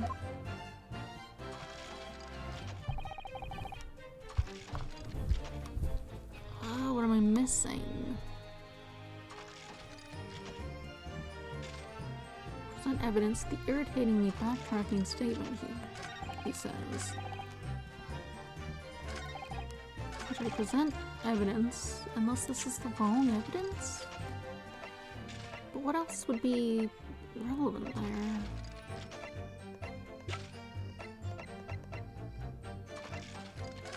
I have a trophy, but I looked at the trophy. I'm not really sure what this trophy has to do with anything, to be quite honest. It doesn't stand out much. Royal Society Award. There's a button to reset that, wasn't it? Okay, well that's not. No button to reset anything.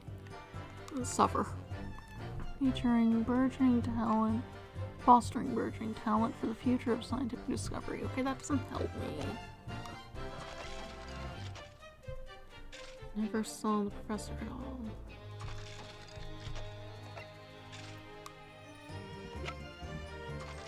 There's autopsy report. Post-explosion photograph.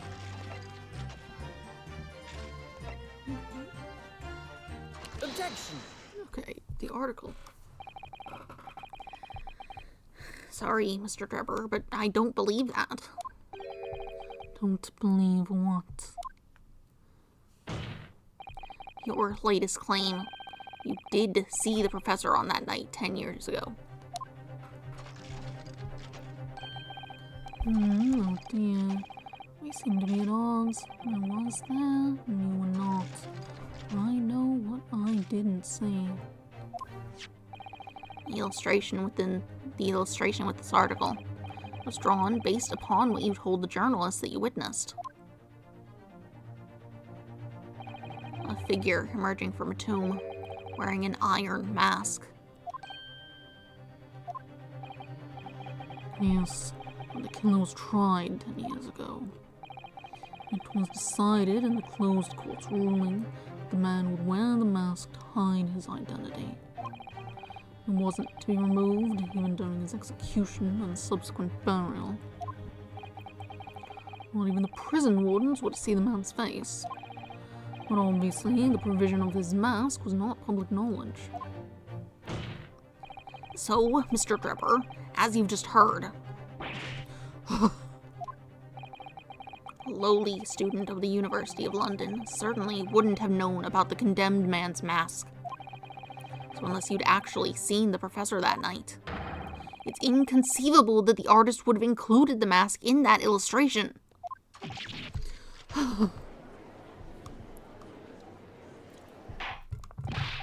Order! Order! Well, Mr. Drebber.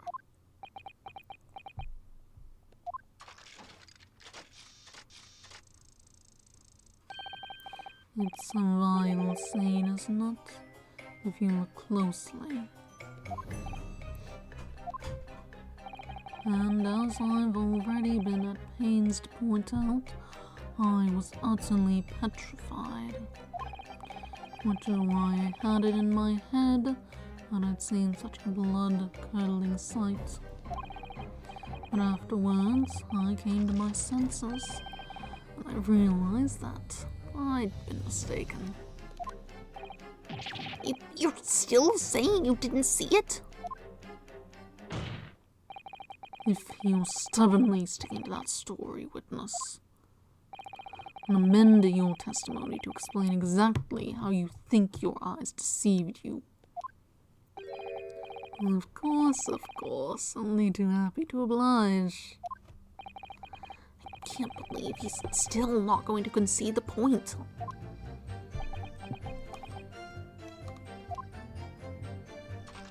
It's my French toast. What I in fact witnessed was a fellow grave robber at work. Hold it! A fellow grave robber? What are you talking about? Well, I wasn't the only one busy in the cemetery that night, you know. Other body snatchers were at work. Of course, when I saw one emerging from the hole he dug, my heart very nearly stopped. So that's a terrifying sight I actually saw, you see. You're claiming it was just another student on equally insalubrious business as yourself. Many of the medical students would wear masks to protect them from bacteria during dissections. Clearly the fellow was using such a mask to protect his anonymity, wouldn't you say? Objection! But there's more to the story, isn't there? The article goes on to say, in the next second, a gunshot rang out suddenly from behind.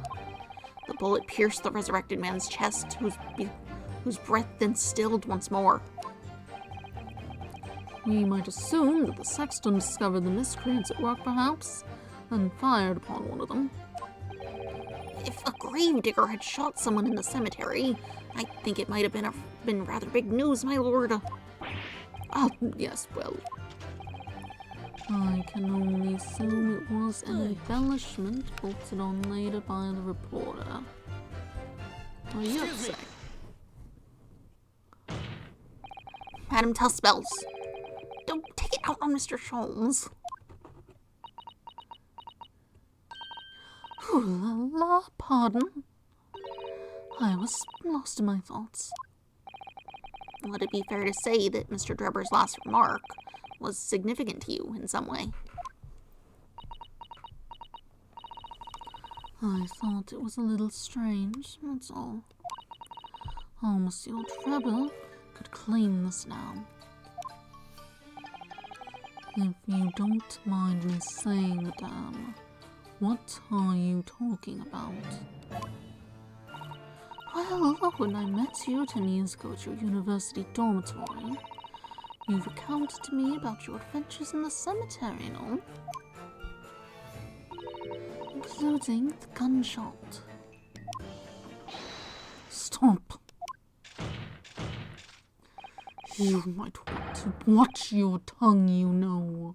Objection! Have a care, Drebber. There's no way to speak to a lady. Please, Madam Tuspels, carry on. Of course. According to what Monsieur Drebber told me at the time, he did hear a gunshot from behind him, and the bullet hit the condemned man. I said nothing of the sort. No, you were very explicit about the details. About the mask and that the figure was wearing. And blood splattered over you when he was shot. Enough! Shut up, woman! You're making this all up! That will do. Mr. Drebber. Yes. You refute the account as given by Madame Tuspels. I have no recollection of ever saying those things.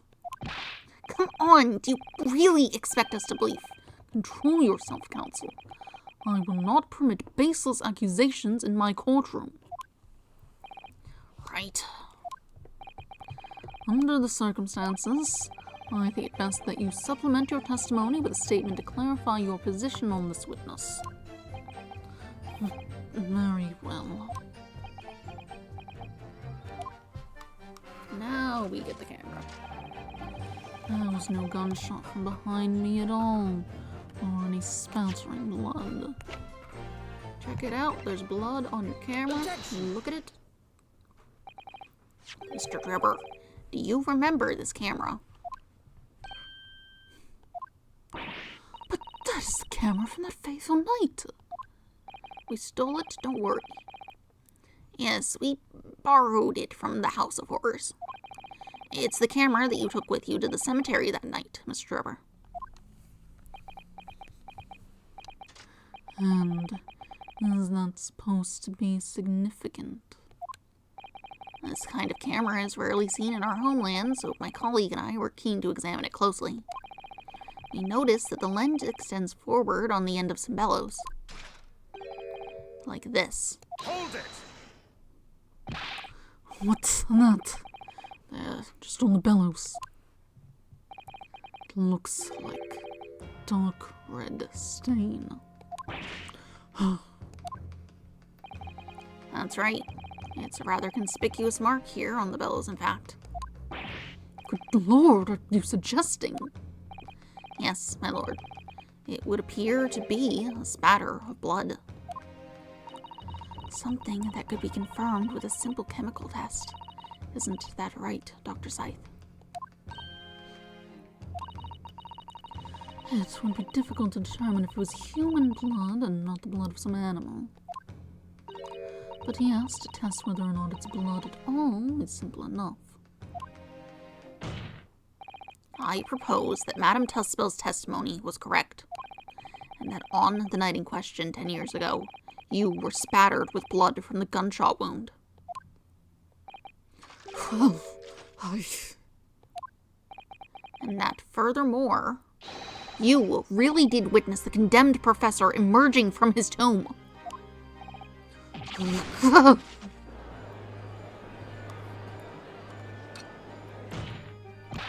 There's simply no way you could have forgotten such a traumatic experience. In other words, the only explanation is that you're trying to hide the fact that you saw the professor that night. Objection! Why? Why would he want to do that? Well, not for his own gain, it would seem. For whose then? Who could benefit?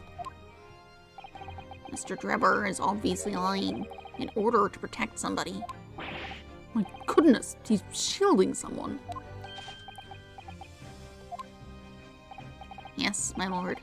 And clearly, it's someone who doesn't want the truth about the professor's coming back to life to be exposed. Well, counsel, who is it then? Who is this witness trying to protect by lying about what he saw that night? Take that! The obvious answer is Dr. Scythe. Scythe? Whatever do you mean? Imagine if the convict who'd been sentenced to death was not, in fact, killed. Imagine if that was to come to light.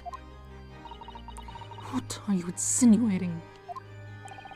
And imagine if the convict in question was the country's most hated mass murderer. If it was the professor. That would be an unprecedented scandal. Objection! This is beyond a joke. Need I point out that the dead cannot come back to life? What you're suggesting would mean the execution never actually happened. Yes, that's exactly what it would mean. Objection! Once a man is sent to the gallows, he hangs. No one could escape. Not in Great Britain. Objection! But the fact is, there was a witness to the fact that the man did escape his hanging. If that were really true, Counsel, the implications of misconduct would not stop at the supervising coroner. I wonder if the mask he had on had anything to do with it. If it were up on the mask and not his neck, it wouldn't, like, squeeze him so bad. Probably still not good to hang like that, but Less deadly, probably. it would take the honor of the entire judiciary from the ground up.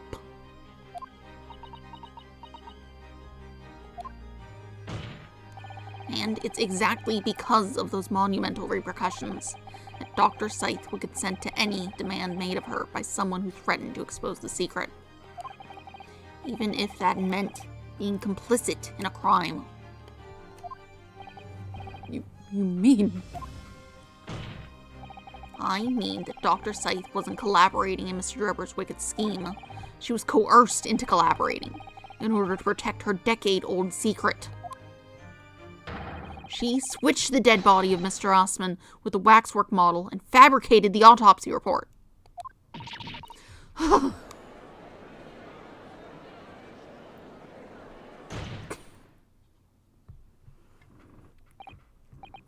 Lord Donzeeks.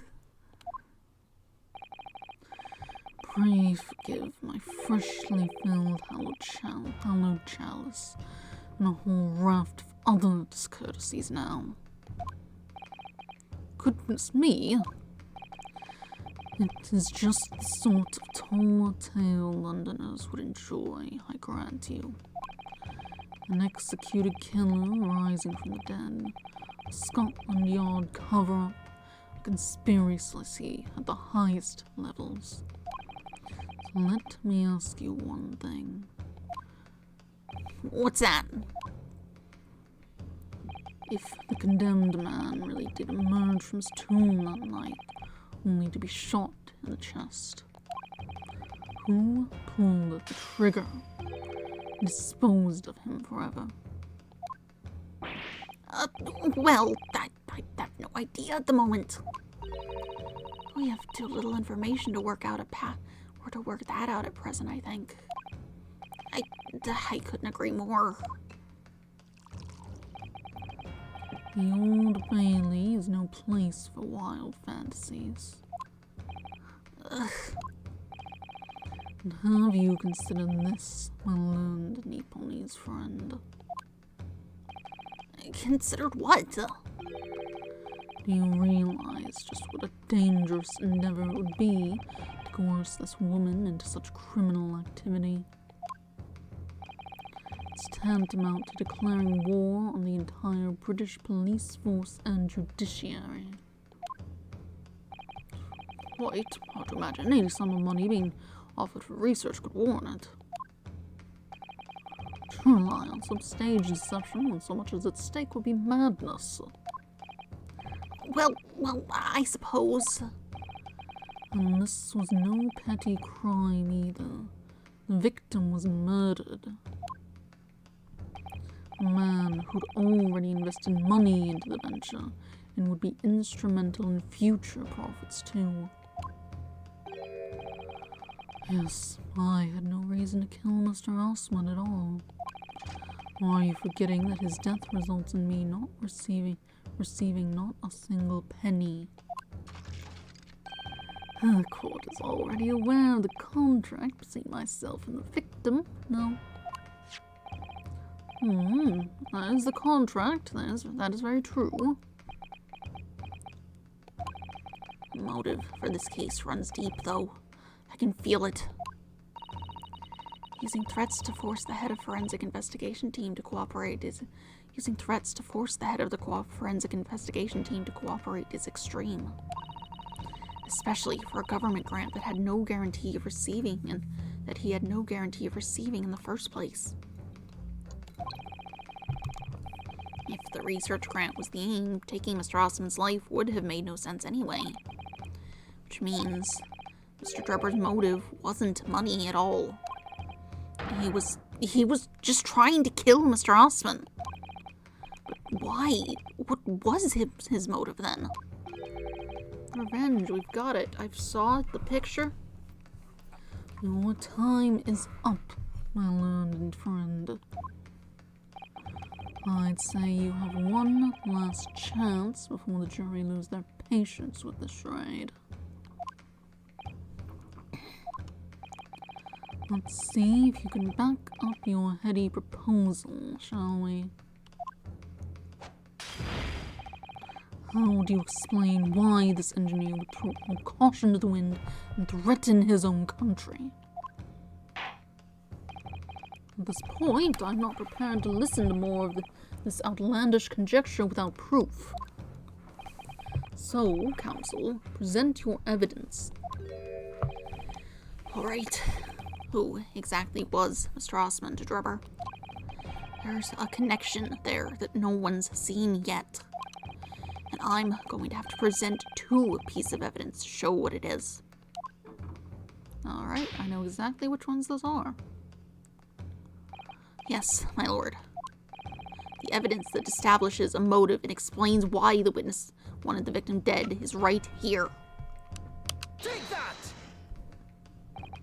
It's this newspaper article, my lord.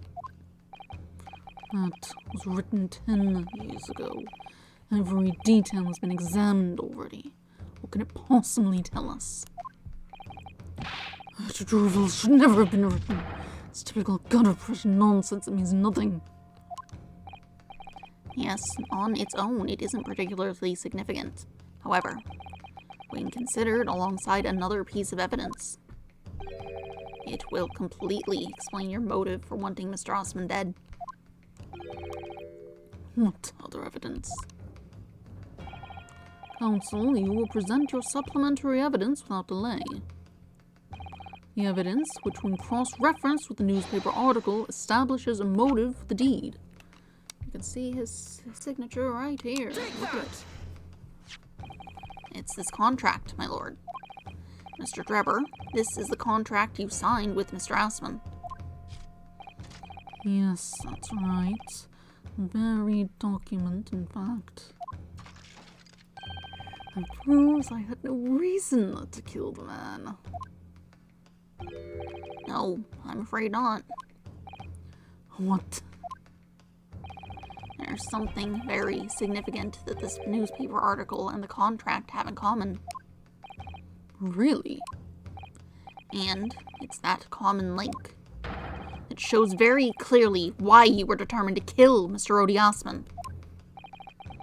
It seems the defense has uncovered something the rest of us have missed. So, my learned friend, point out what these 2 pieces of evidence have in common. Where exactly is the link between this newspaper article and the contract?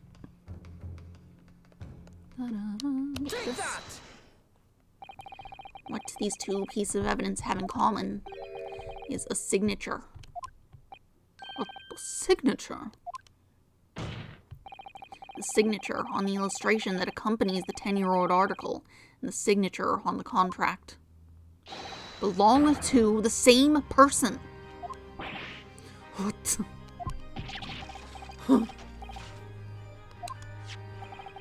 As the court has heard, this illustration was drawn 10 years ago by the newspaper reporter who found Mr. Drebber and interviewed him about his ordeal. If you look closely, the reporter's signature can be seen in the bottom right corner of the drawing. And if you look at the contract here, which was signed between the witness and the victim last year, you can clearly see Mr. Osman's signature at the bottom. Let me see now. Good lord, yes, they're identical. In short, the journalist who drew the illustration and wrote the article published about Mr. Drebber 10 years ago was the victim of this case, Mr. Odi Osman.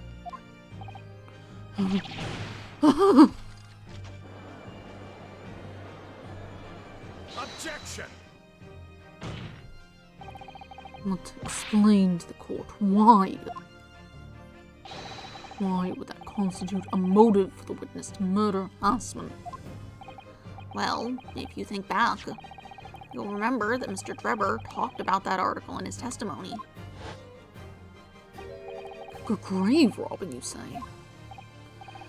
Yes, exhuming fresh corpses to sell is reasonably lucrative. That is quite beyond the pale. You would invite divine retribution, sir.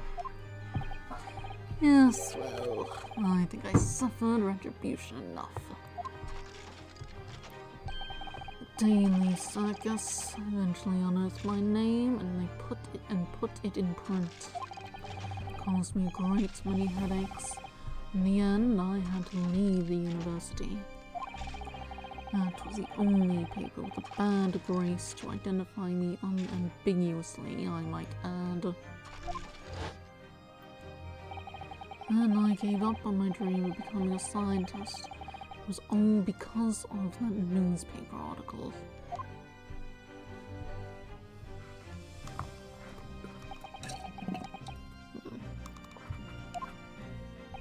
At the time, you were a student of the University of London who dreamt of being. At the time,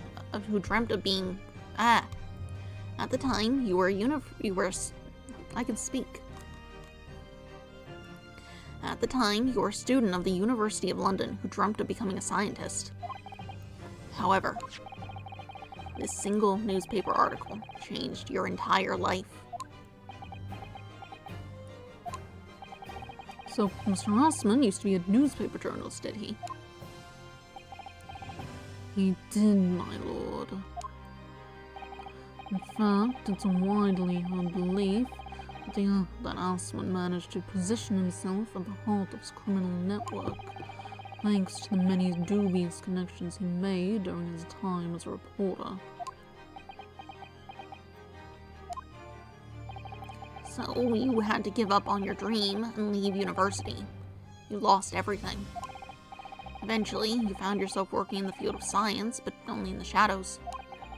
And all because of that article, written by Mr. Assman.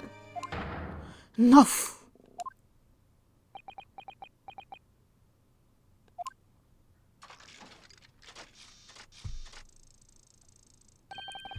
Stop this endless drivel about my life. What? Explain yourself, Mr. Drebber. Yes, it's true, I had to leave the university as a result of that article. But it was just the straw that broke the camel's back. What do you mean?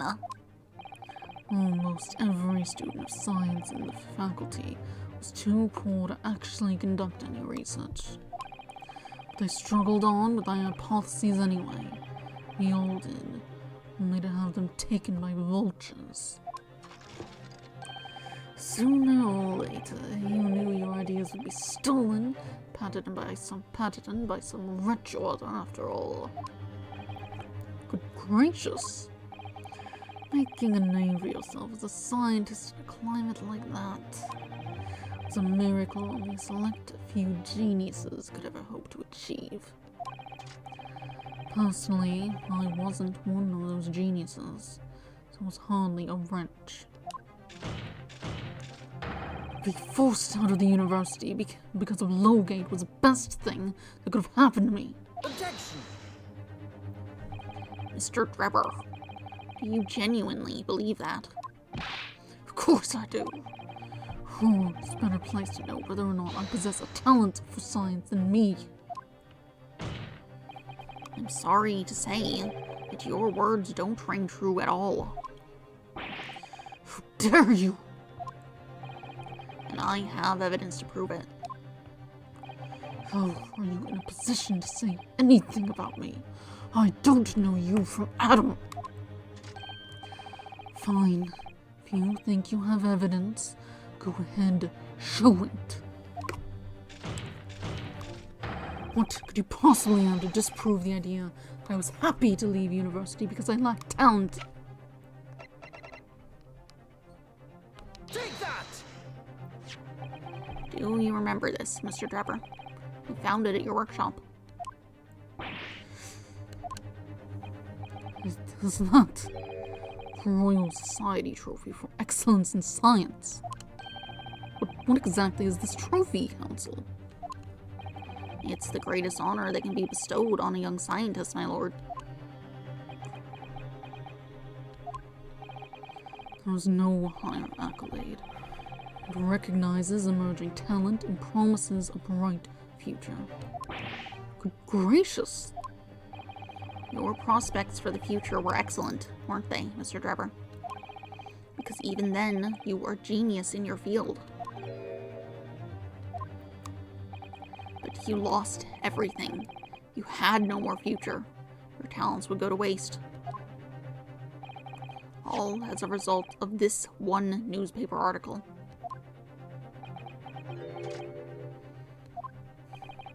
I don't know when you realized who Mr. Osman was, but when it dawned on you that he was the same journalist who 10 years ago ruined your life, it's abundantly clear that you had no intention of forgiving the man.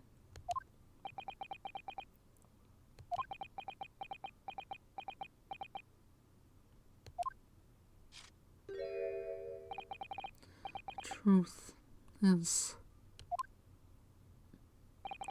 Finally, he's going to fold.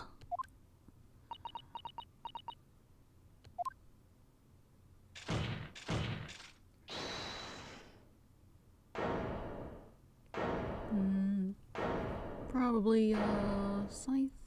Yeah.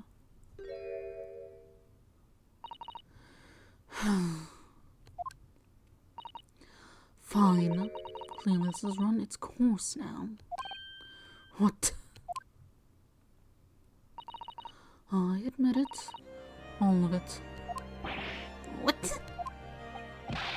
What are you doing?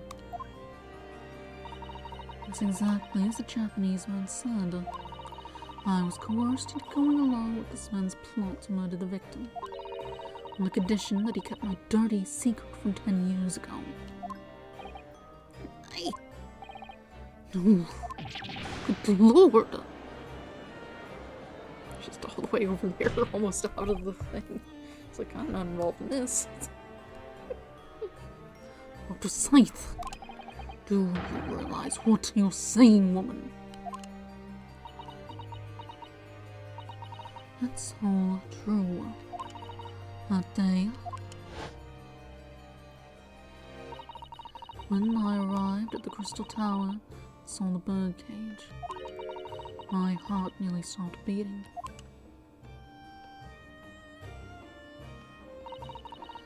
That memory from a decade ago that I'd done my best to bury deep inside myself. It was the professor again, staring me in the face. And then, before I had a chance to react, I noticed something else.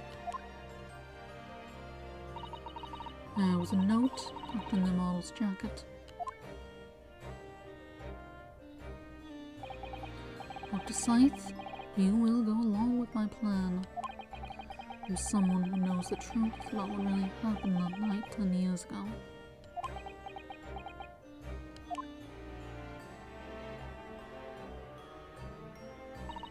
All the instructions were there in the note. Every detail was meticulously written out. I had no choice but to do what it said. I made the necessary alterations to the scene and fabricated the autopsy report as instructed. There was really no other choice. It had to be done to protect the judiciary. I can only apologize now.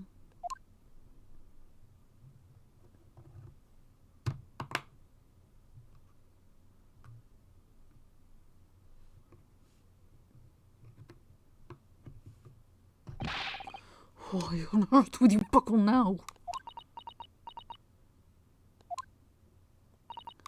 Well, there's no point in trying to hide it anymore, is there? I would have done anything to stop it coming out, even collaborated in a murder. But the great lie about that execution 10 years ago has been exposed. Whatever happens, I'm finished. So then, Mr. Drebber, What do you say to that? Your accomplice has admitted everything.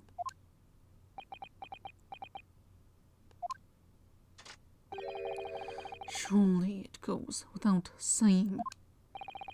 You admit your part in it too, then? I admit nothing at all. What?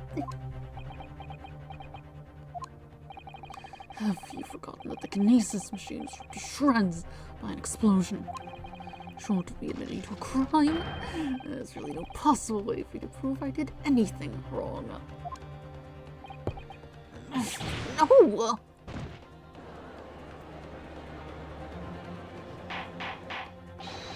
Order, order, order! I mean, whatever this man says, I admit everything. He threatened to expose my secret, so I went along with his plan.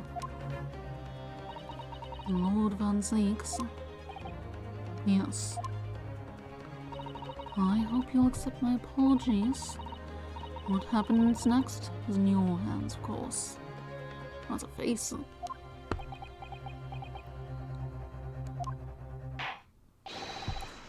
I've heard more than enough now. I hereby present the final findings of this court. This trial is not the proper forum in which to pursue the alleged wrongdoing of Mr. Drebber. The defendant is Professor Albert Harebrayne. Very true. It had slipped my mind. isn't he one of your closest friends? As the court has heard, Dr. Scythe has admitted to the allegations brought by the defense, thereby absolving the defendant of any possible guilt. You mean... At the present time, it is the conclusion of this court that the defendant was not involved in any wrongdoing. Does the prosecution have any objection?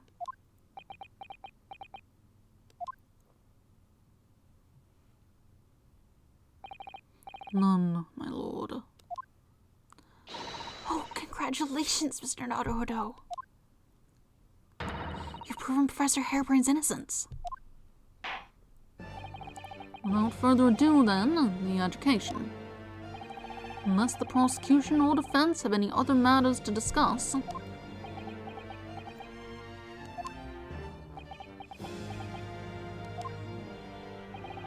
I don't know. This doesn't feel quite right. Why did Dr. Scythe suddenly admit to it like that? Is everything alright, Mr. Naruhodo? Like you said before, the way the trial is set to end now, the judge will certainly deliver a verdict of not guilty. But is that really what we want? What the defense should be pushing for now is...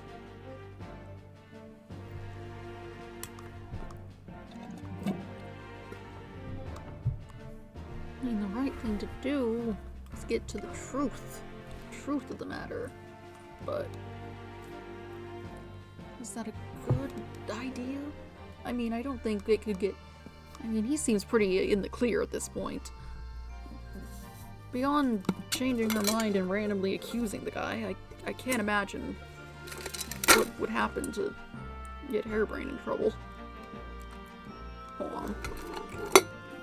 I gotta, like, start bringing more water or something, but my cup is full.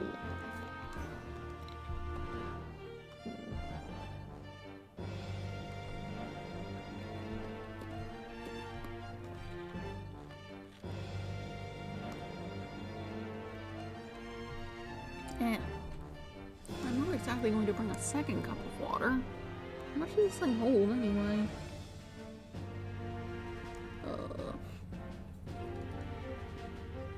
24 ounces. Minus whatever the ice is taking up anyway. Oh well.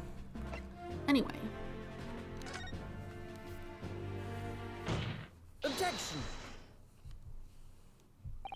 The defense objects to the trial ending at this time, my lord. I beg your pardon. We demand one final testimony.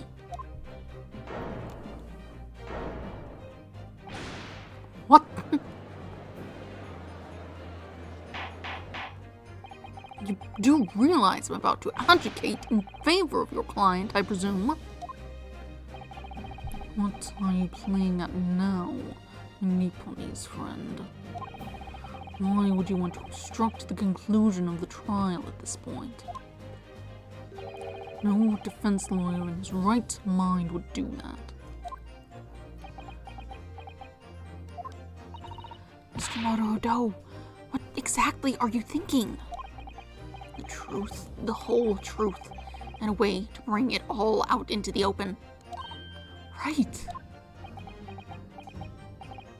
Yes, in hindsight. Ah, yes. One word of warning before I go. If, in the course of the trial this afternoon, you perceive even a shadow of doubt about the truth, don't let it out of your sight. Pursue it like a dog with a bone. To the bitter end, you understand. Do not falter, whatever may come to pass. Oh yeah, because he was killing people with the dog, and it's definitely connected to the Hounds of the Baskervilles case, huh? Probably. I haven't actually read that book, so there's probably context I'm simply not grasping, but I'm sure Mr. Sholmes knew. He must have deduced that this would happen. Yes, I'm here in court to advocate for my client, and to secure an acquittal. obviously. But that's not all. I believe that I have a duty to the court to pursue the whole truth of the case until every last detail is laid bare. And that is why the defense calls for further testimony from Dr. Scythe. Testimony from me? About what? About the nature of your collaboration with Mr. Enoch Drebber. In case it's escaped your attention, I've already admitted to everything I did. The whole truth has already been revealed. Stop wasting everyone's time. As his lordship has made very plain, your client will get the acquittal you wanted for him. There's simply no point in protracting this business further with another tedious cross-examination. Objection!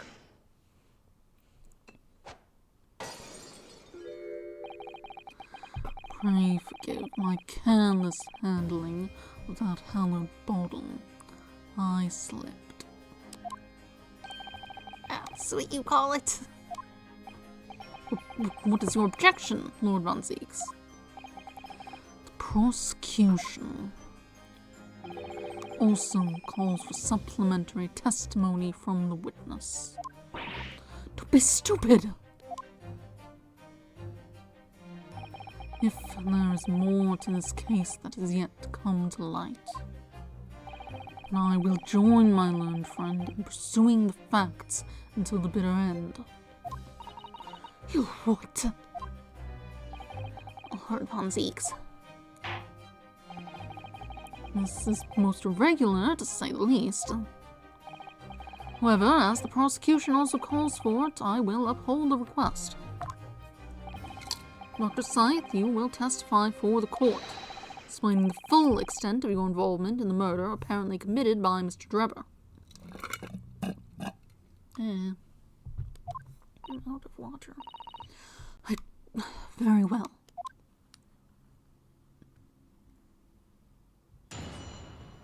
Witness testimony. The waxwork plot.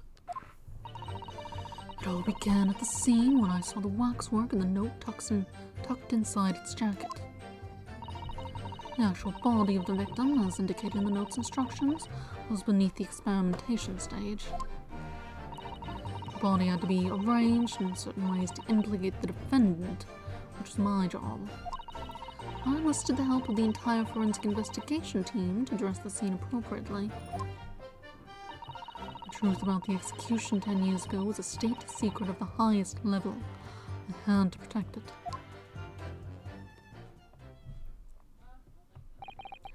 So, I was right. The stage and the machine were all specially designed for the deception. So it seems, and all meticulously prepared, you did well to see through it. You're a very shrewd boy. So kind of you to say. What about this autopsy report, then? All I did was record the location of the bodies being in the Crystal Tower instead of under the stage. That's all. That's terrible corruption. Only my team were aware of the deceit, and then only under my explicit instructions. Nobody else at Scotland Yard knew anything about it, I assure you. You must be thankful for small mercies, I suppose. Well, I believe that testimony has clarified everything. I'm gonna sit up.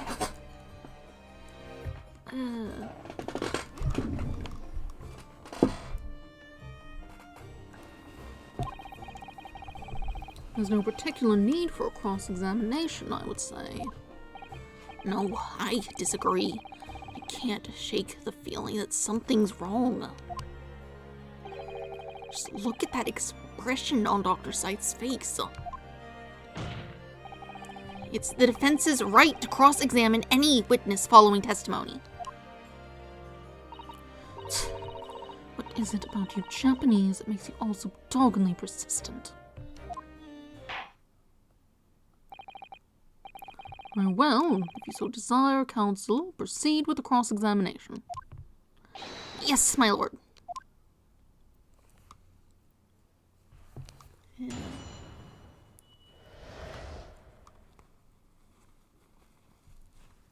The waxwork plot.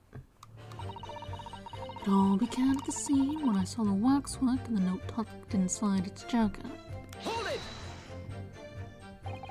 From what you described before, it sounds like the note was anonymous. Did you have any idea of who was behind it? There are very few people who know about what really happened 10 years ago to start with. But anyway, I'd never heard of this engineer, so no, I had no idea. Yet, despite not knowing who was behind the plan, you went along with it. I had no choice. Protecting the professor's secret was my only concern. And the horses bolted down. The stable door never shut again. Scotland Yard's reputation will be immeasurably damaged as a result of all of this. Yes, thank you, Lord Van Zieks. I'm well aware of that. So, as I understand it, what you found in the birdcage was the waxwork model. Where then was the victim's body?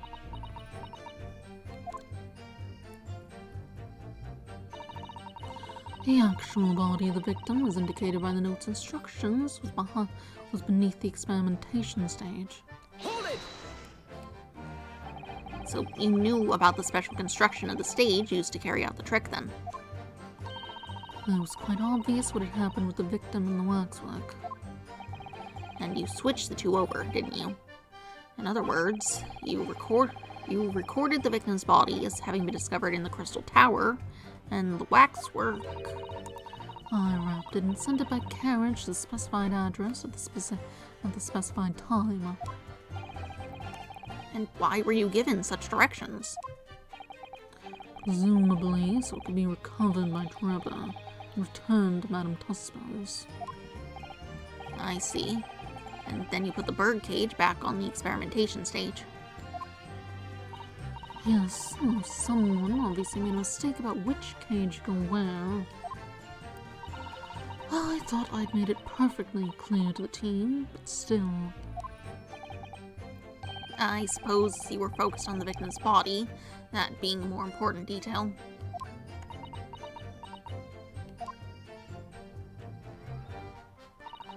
Body had to be arranged in certain ways to implicate the defendant, which was my job. Hold it! When you say arranged, I presume you mean with this. Yes, the instructions in the engineer's notes said something along the lines of fabricate some evidence to make it clear that Hairbrain alone could have killed Aspen. So, you mean that was your doing? I fetched Hairbrain's ridiculous screwdriver from the stage and took it with me, alone, to the abyss under the stage where the bird cages had fallen. Alone, Doctor?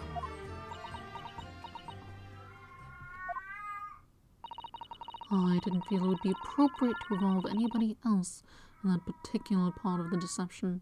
Zuko, will you stop screaming? He's just in the hallway, he's yelling. What's he want? There was a void under the stage where I found the bird cage lying in the dirt.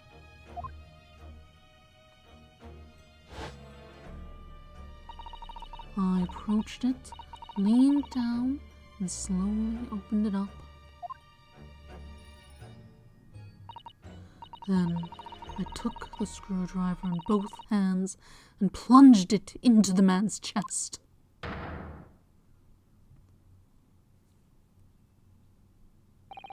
And then you noted that in your fake autopsy report as a fictitious cause of death. Exactly. So, the actual cause of death was trauma resulting from the 30-foot drop.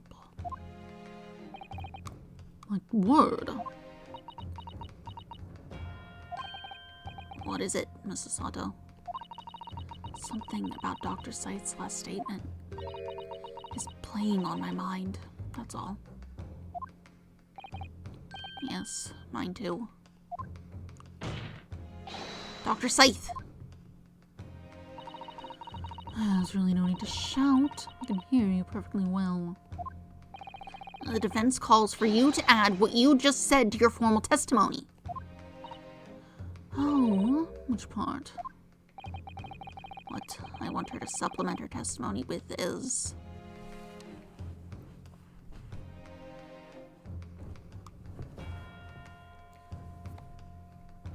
The real cause of death doesn't seem that relevant. That was always like said to be a possibility in play anyway. Yeah, he fell. We got that. We got that part.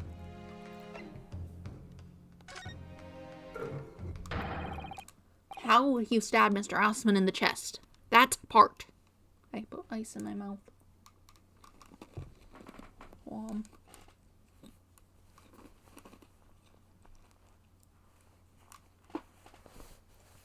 Maybe I just need to have less ice in the cup in the first place.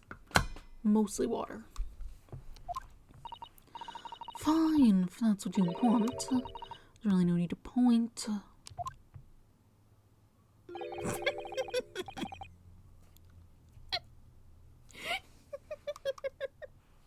Also pointing. Prosecution concurs.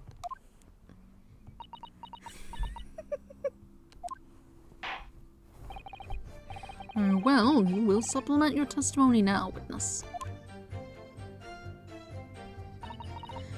If you wish, my lord.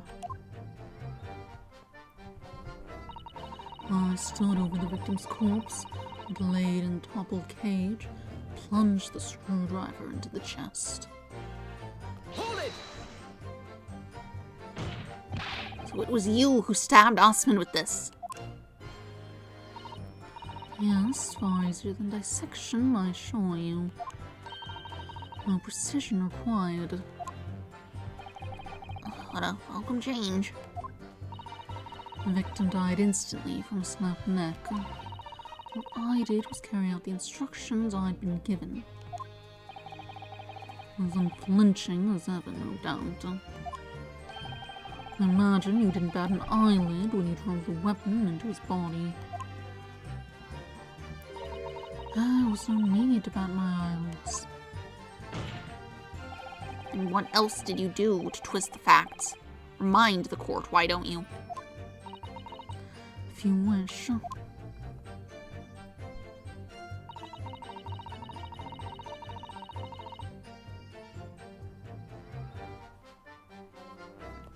look at something.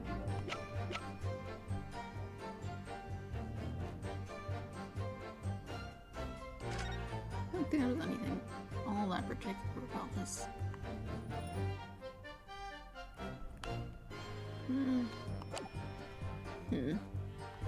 Might not be the right piece. I'm not quite seeing what to do with it. The entire team and perverting the course of justice.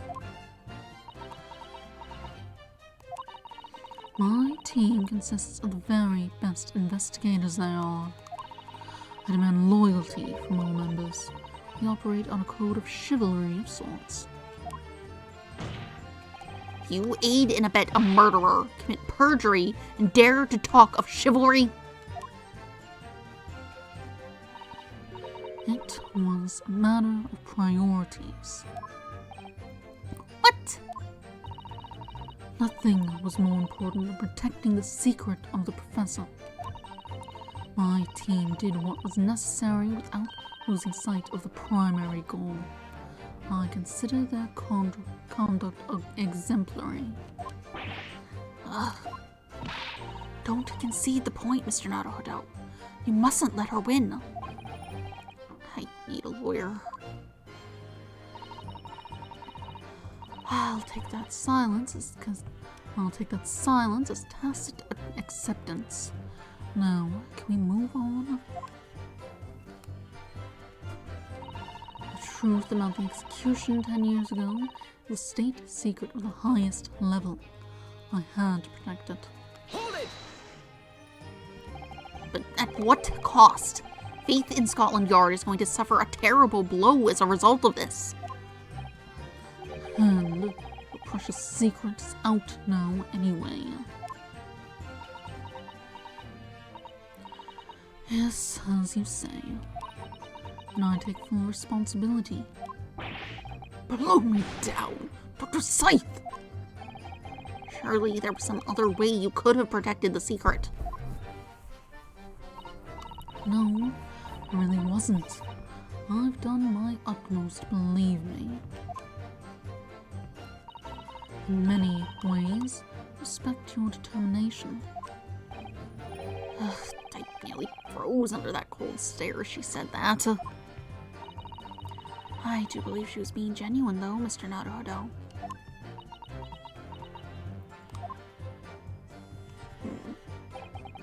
So, that's her story. She's admitted everything and revealed her full involvement in the crime. I do wonder if there could really be much more to it. Well, I don't know, but I just have a feeling. Do you, Mr. Naruhodo? Truth is, I find it strange too. How those two are reacting to this in completely opposite ways, I mean. Yes, exactly. For some reason, I feel sure they're still trying to hide something.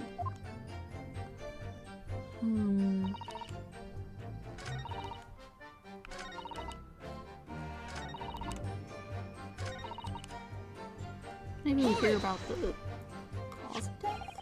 I mean, what we did with this. Let's really carry out the engineer's instructions. In his words, fabricate some evidence to make it clear that Harebrain alone could have killed Aswin. It's not letting me skip forward the text.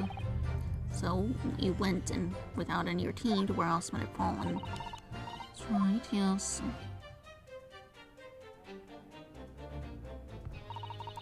Lean down over the bird cage and open it up.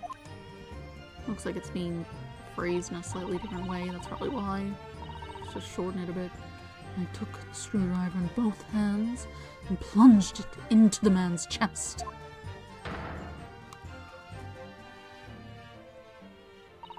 After that, simply a matter of recording the stab wound as the cause of death in the autopsy report. The real cause of death being the fall, of course. I'm sure there's something here in this testimony. No, if you think it would be appropriate.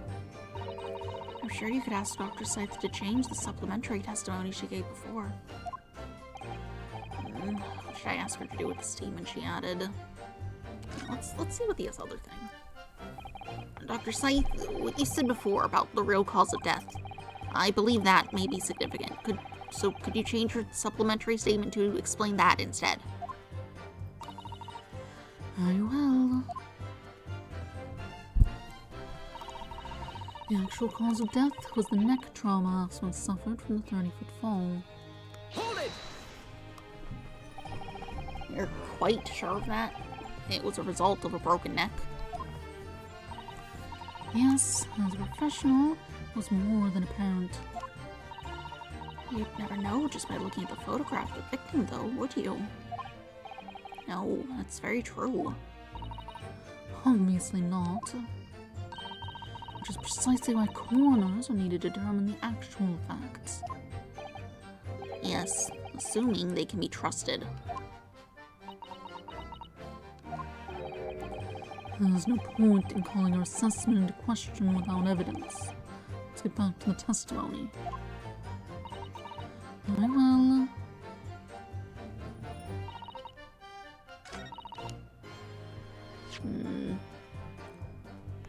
Is there something here?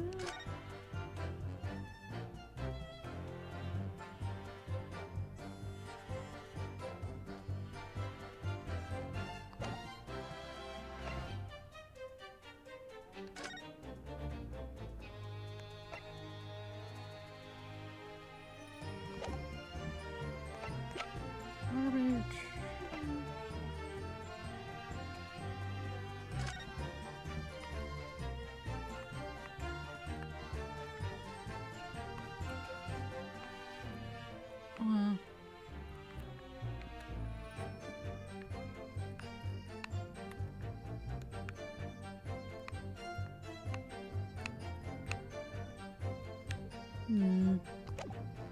It's not very helpful.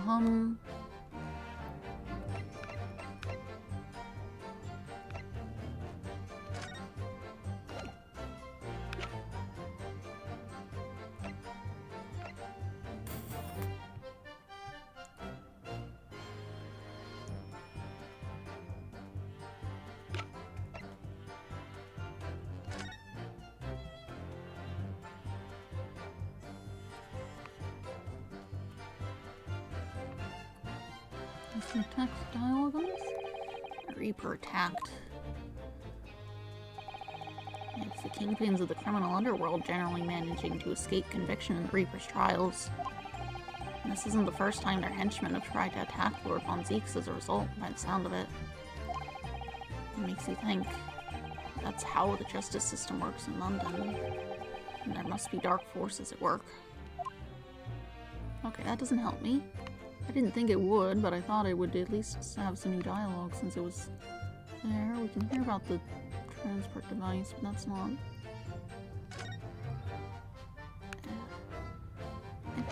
If there was something useful, it'd be in the description, I would think. Unless it's a new thing to be examined, but it's not. We've dealt with this, we've dealt with that. Photographic print shows an apparent stab into the chest. Autopsy report, that's kind of garbage. That was broken from the impact of a violent fall. Very distinctive handle. I'm poking through the grill in the base of what remains of the kinesis machine. It's a very distinctive handle.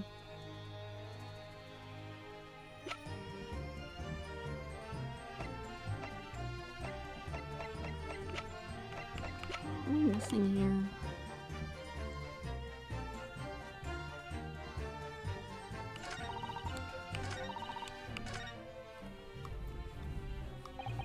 So that's her story.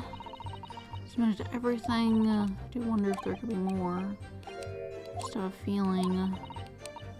It's strange how those two are reacting to this in completely opposite ways, I mean. For some reason, I feel sure they're still trying to hide something.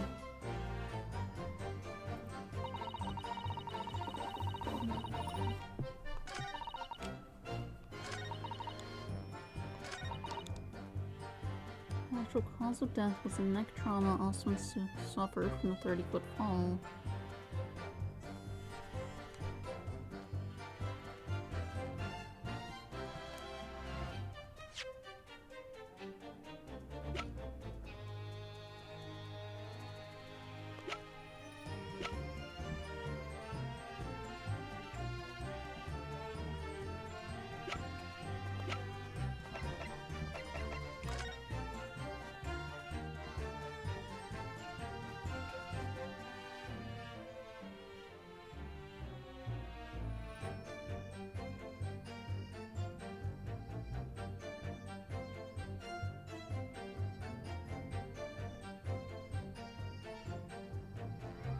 Something making that clear here.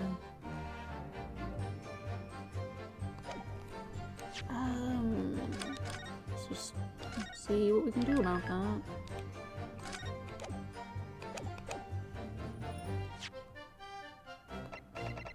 Objection! Not that.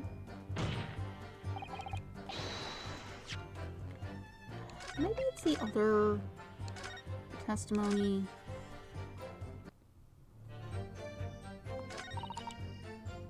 Hold it! Switch your testimony again.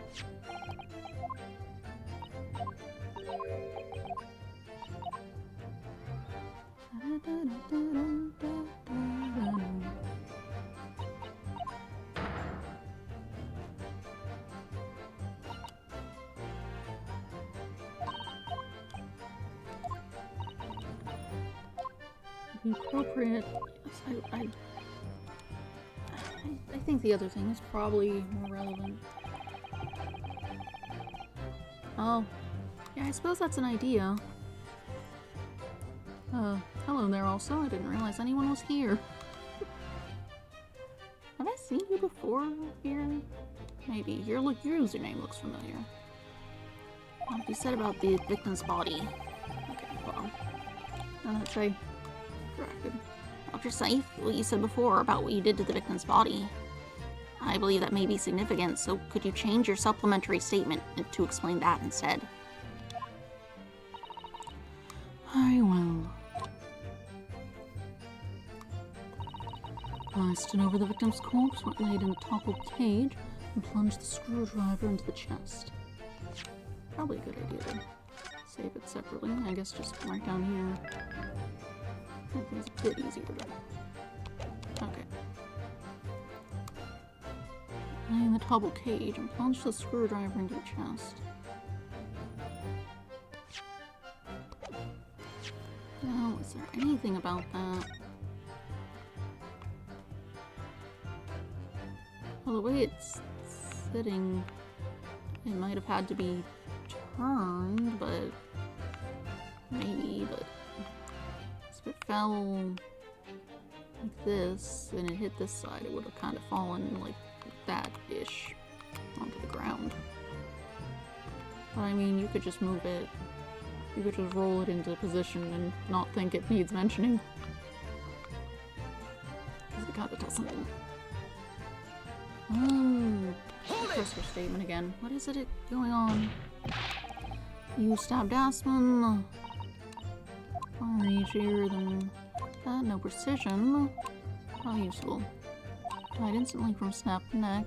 Just carry out the instructions. Got an eyelid. No need to do that. What else did you do to twist the facts? And then that's just moving on to the other stuff. I could point out that the screwdriver was like up on top, I guess. This was up there. We found it somewhere else. Objection! I guess not. Not that.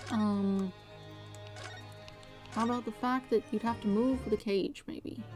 Seems like it would have to be rolled over. Look at how it is. That's not helpful. What am I looking for here? Let's see.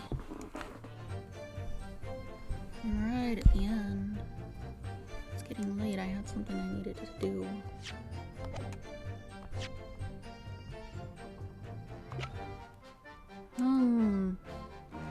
Nothing else seems overly relevant, does it? Oh wait, anything here? Alright, it would fall down. That doesn't actually help anything.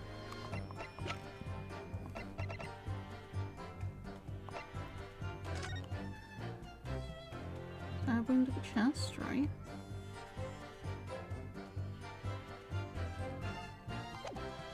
Fine and normal.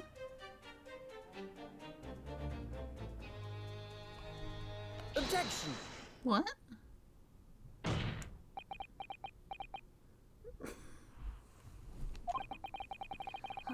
got a nasty feeling that this inconsistency points to an extremely uncomfortable truth.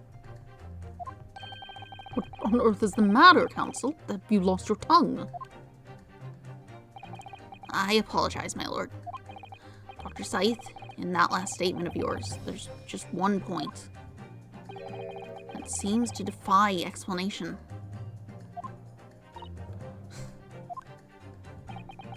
Out with it, my learned friend.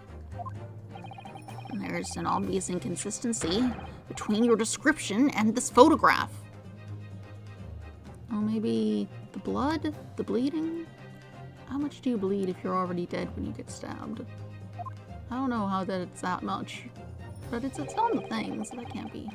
It shows the victim in the birdcage following the events that led to his death. Objection!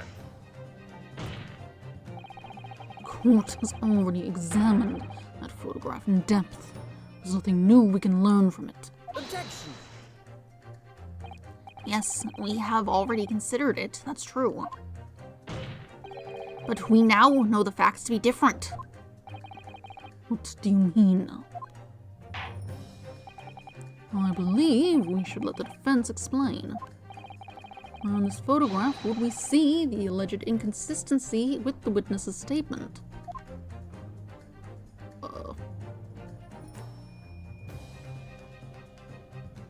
Oh yeah, it's trailing, isn't it? Look at this trail. Take that! Look closely at the bloodstain on the victim's chest. It clearly extends in a downwards direction towards the man's feet. Why is that significant, Counsel?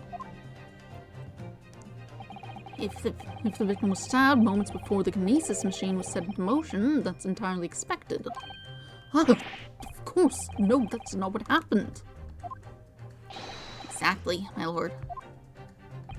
Dr. Scythe made it very clear in her testimony just now at the point at which she stole Professor Harebrain's screwdriver and stabbed the victim was after the grand deception was set into motion, when the birdcage had fallen below the stage out of sight. From the shape of it, it's clear that the birdcage would have fallen on its side after the 30-foot drop. And if the victim had really been stabbed whilst inside the birdcage in that position, the blood from the wound would have spread out equally in all directions. For it to have formed this longitudinal appearance we see in the picture, it's inconceivable.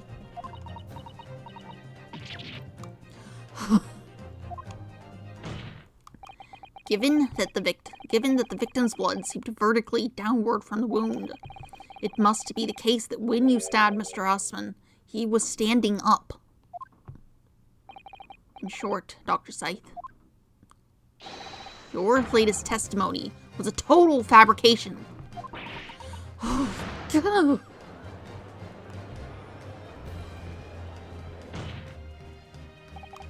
I knew it. That's right. Now I've identified that contradiction. There's only one way to explain the facts. We've all been under a great misapprehension here. What sort of misapprehension? Dr. Scythe, you claim you were coerced into helping Mr. Drebber as a result of the note he left in the waxwork. You claim that you made changes to the scene of the crime to implicate the defendant. And you claim that you authored a fake autopsy report to cover your tracks. But one of those claims is an out-and-out lie. Because the question of what the bloodstain really tells us has only one possible answer. What is the case? What is it, man?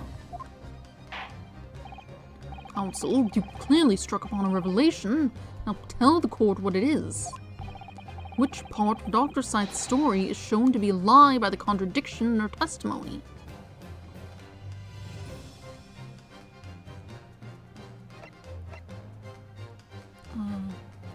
I mean, if he was up, then it would either be the coercion or the Autopsy report.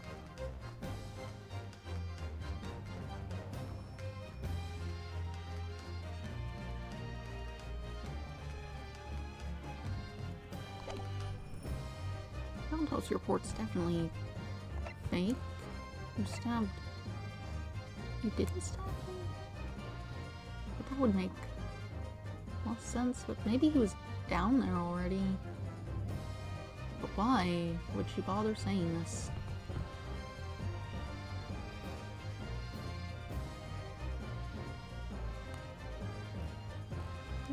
What difference would that make if he had been down there and stabbed the guy instead?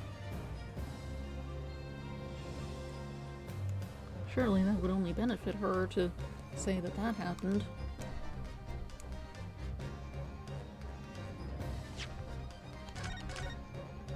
Let's just...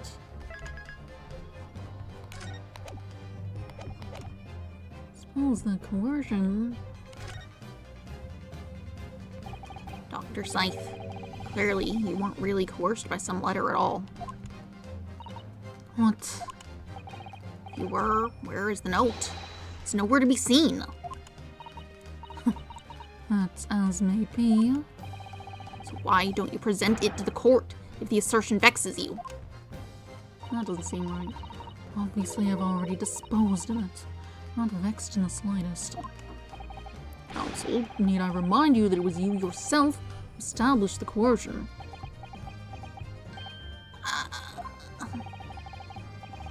I'm afraid that little cry's insignificant recompense for such a blunder showed to penalize you. Feeling vexed, my Nipponi's friend. Very. There's no question that the coroner's testimony was built on a tremendous lie.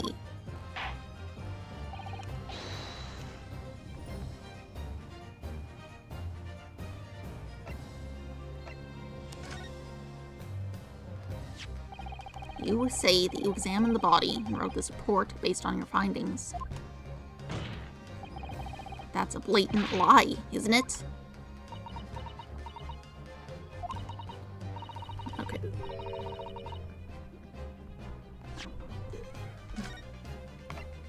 You're saying that the... But why would she lie about stabbing him if she didn't stab him? That doesn't make sense. The answer is very simple if you consider the sequence of events. If, when the victim was stabbed, the blood from the wound seeped downwards as it did, we can be sure that the victim must have been either sitting or standing upright at the time. But as you rightfully pointed out, the birdcage would have fallen on its side when it fell beneath the stage. Yes, it would, which tells us the victim must have been in that position of his own accord. Objection! That's impossible. Man was dead, remember? No, that is the misapprehension.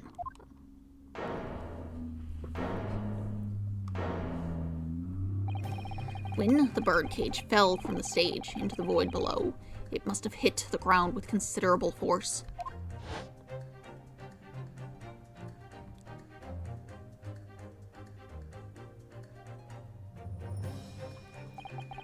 But Mr. Osman didn't die in the fall.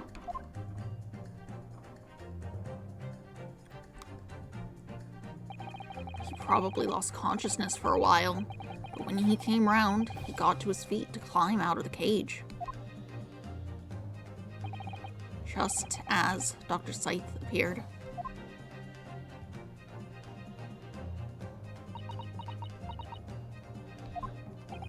If the victim was in fact alive at that point in time, it changes everything.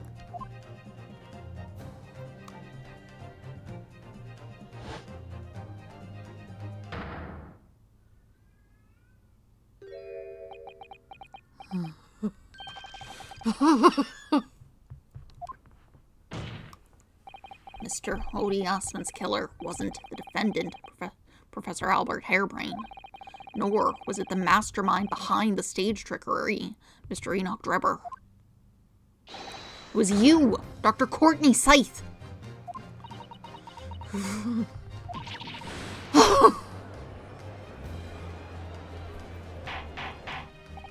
Order! Can this possibly be true? Have you been taking me for a fool? It was you, was it? You killed him.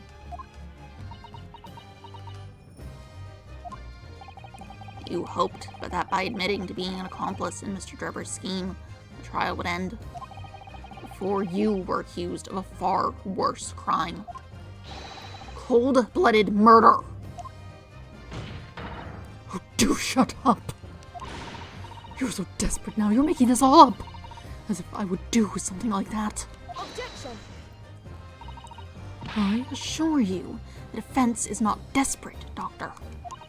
Mr. Naruhodo has established the facts using evidence and logic alone. Huh, logic. Don't make me laugh.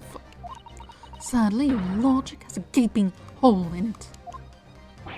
What do you mean? I'd have thought it was obvious. A motive, boy. You're lacking a motive. What possible reason would I have to kill Mr. Assman? Assman was involved in any number of criminal activities, from coercion to theft to murder. There's no known connection to Dr. Scythe there. Yeah, that's sort of the issue. I'm relieved to say it does seem somewhat far-fetched. True, there's no obvious motive. But there's still something in the back of my mind. I feel sure I've seen something somewhere that hints at why the coroner might have done this. Yes, I might have tampered with the crime scene and concocted a fake report. But murdering someone for no reason is a very different story. Objection!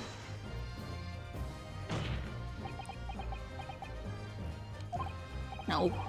When you questioned what possible reason you could have for wanting to kill Mr. Assman, something did come to mind.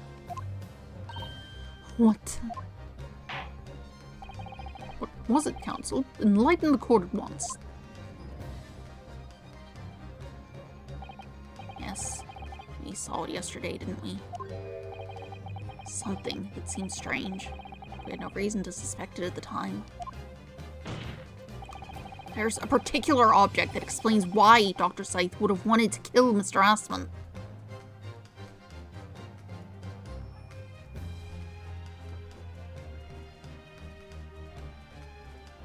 Things in her room. She came in after we examined something. What was it? It was on the desk. I mean, it wouldn't need to be scalpels or screwdriver. That doesn't make sense. The mask does make sense. It's the Iron Mask. You've lost me. Okay. Sorry, Mr. Naruhodo, but why the Iron Mask? Well, all the things I saw yesterday, it left the greatest impressions, so... Clearly, you have no idea what you're talking about. I forgot what was on the desk. I think I must have said the wrong thing. Forgive the interruption, Dr. Scythe. But what my colleague meant to say was scalpels. Perhaps that makes a little more sense to you. Of course. Did you say scalpels? It would appear that word has struck a chord, Doctor. You... come on. Out with it. Oh, right, they buy 1,000,000 scalpels. That was in the book. I don't know what to make of that. It was yesterday when we visited your laboratory. Look at this big, thick book here. Oh, it appears to be an accounting ledger. It's a record of the forensic investigation team's spending, I think. Oh. What is it? It's clear that the team purchases various equipment and supplies on a monthly basis, but... well, one entry seems rather strange. Really? In what way? They're buying 500 scalpels every month.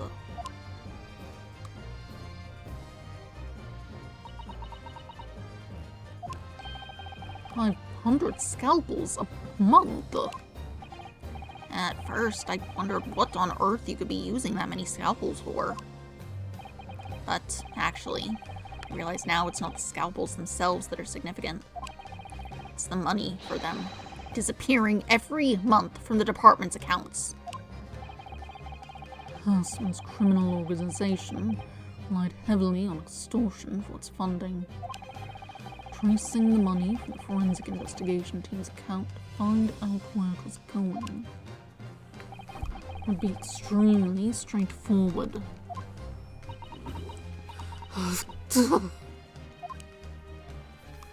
10 years ago, when Mr. Osman was still a journalist and wrote this article about Mr. Drebber, he may well have stumbled upon information as he was researching the story. Information relating to Dr. Sight's darkest secret that he would use to rack money from her for the next decade.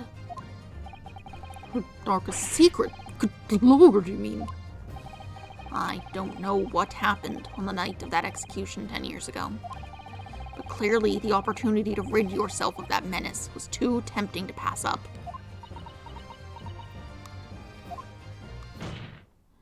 So in the end, you weren't coerced at all, were you? You did it entirely of your own free will. You stabbed Mr. Osman in the heart with all your might. To silence the blackmailer who knew your dark secret forever. Oh, my throat's getting old. You'll never understand. None of you. What we've had to keep covered up all these long years.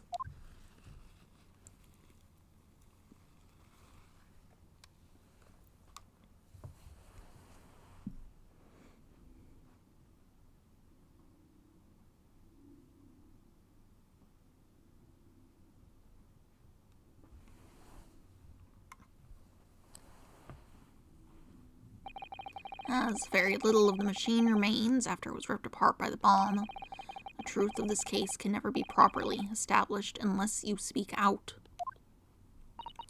And if you decide not to, it's very possible that Courtney Scythe will escape punishment for her crimes. Please, sir, own up to what you've done and tell the court the truth about what happened.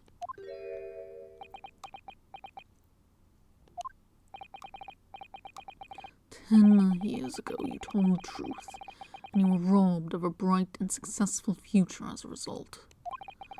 I can certainly understand your bitterness and your consternation now. However, this is surely the chance you've been waiting for, to sever the hold that fate's had over you all these years.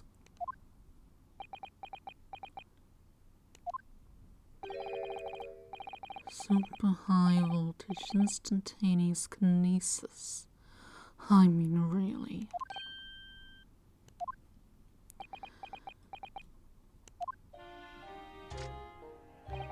It's the addle-brained mock scientists that are the worst, you know. They don't recognize the fact that they don't have talent. They can't even get that right. And so they end up chasing impossible dreams with unbridled faith in their abilities. They go on and on about all their wonderful hypotheses, their stupid eyes shining like a little child's. They make me sick. I can't abide their foolishness. Careful, Mr. Drebber. I was particularly pleased with the kinesis machine. It made for quite a show, didn't it? So you admit it. You admit that it was nothing more than a sham made for the purpose of killing the victim. Yes, I admit it. I did it all in the name of revenge. Revenge for the future that Mr. Osman's article had deprived you of 10 years earlier. But the revenge you sought didn't stop at Osman, did it? Which is where that very particular waxwork comes in. Yes, I see. The condemned convict you saw rising from the grave in Lowgate Cemetery 10 years ago. If your account of those events was all true. And obviously, Scotland Yard couldn't afford to acknowledge what had happened.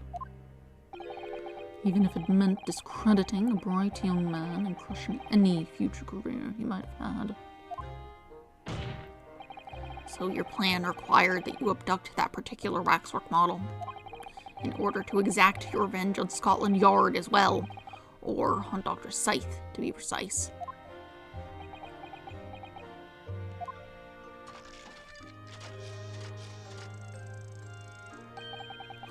It was a year ago. With some extraordinary twist of fate, Osmond turned up at my workshop. He didn't remember who I was, of course. He just wanted to employ my services as an engineer. And he happened to have a paper with him. An article on the front page caught my eye. By the coroner who'd handled that bogus autopsy being appointed head of a new forensics team. When I learned that news, my cognitive processes started to devise the plan.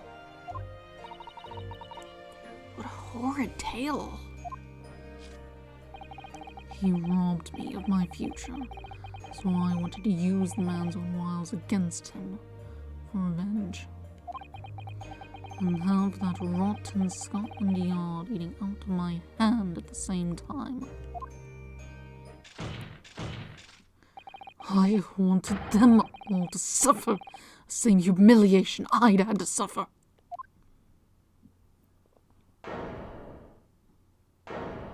Well, you have technically accomplished your revenge, you just got caught. Your actions against those who'd ruined your future were justified as revenge, at least to yourself. Certainly, no one has the right to destroy another's prospects, especially for purely selfish gain. And yet, in carrying out your plan, you did exactly that to someone else, didn't you? Did I? Professor Harebrain's only crime was passion for his hypothesis, but you had no compunction about sacrificing his future to effect your revenge. You knew that he would be forever branded as a failure and a fraud.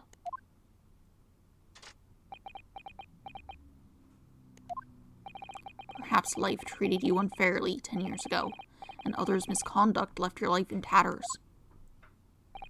But remember this. Your own actions resulted in exactly the same thing for another perfectly innocent young man.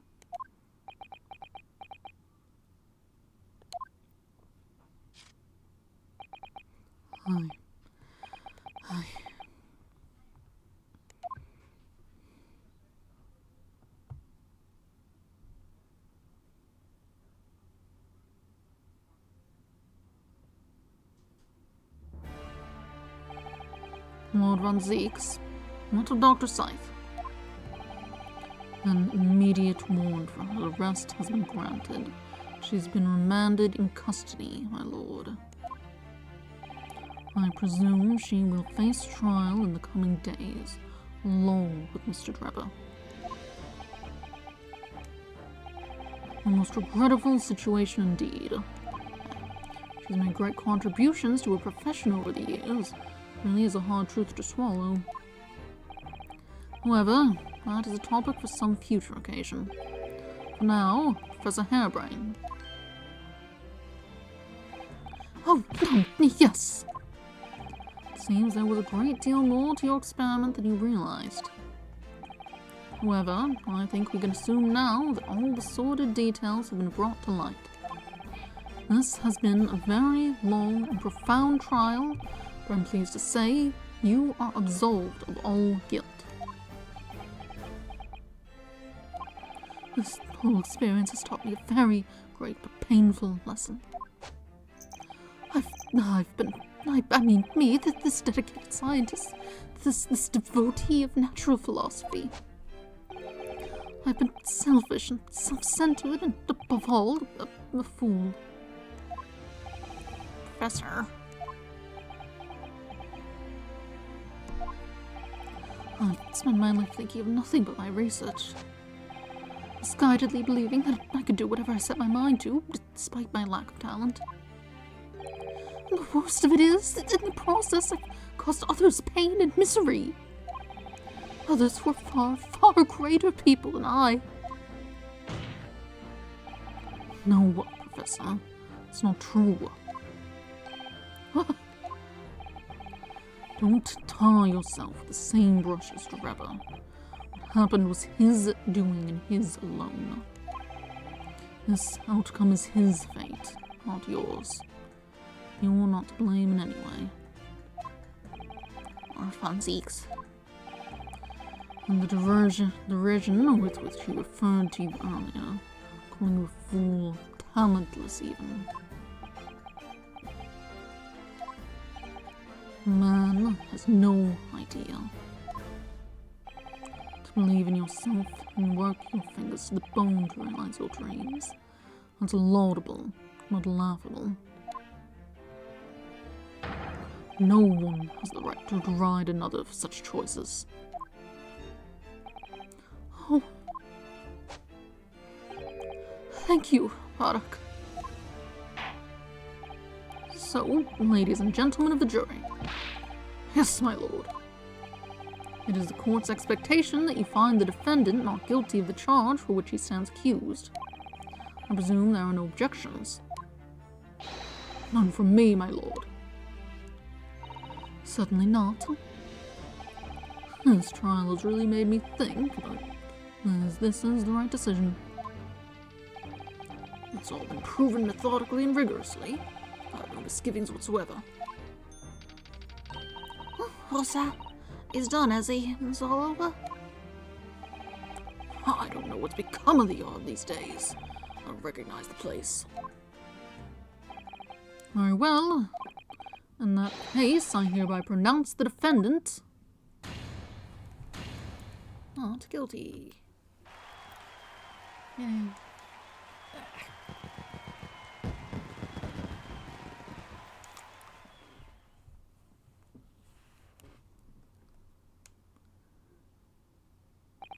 Court is adjourned.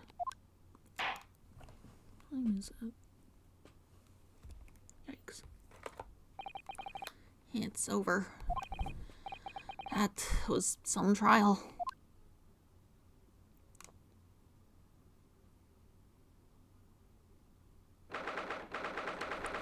October 24th, 4:33 p.m.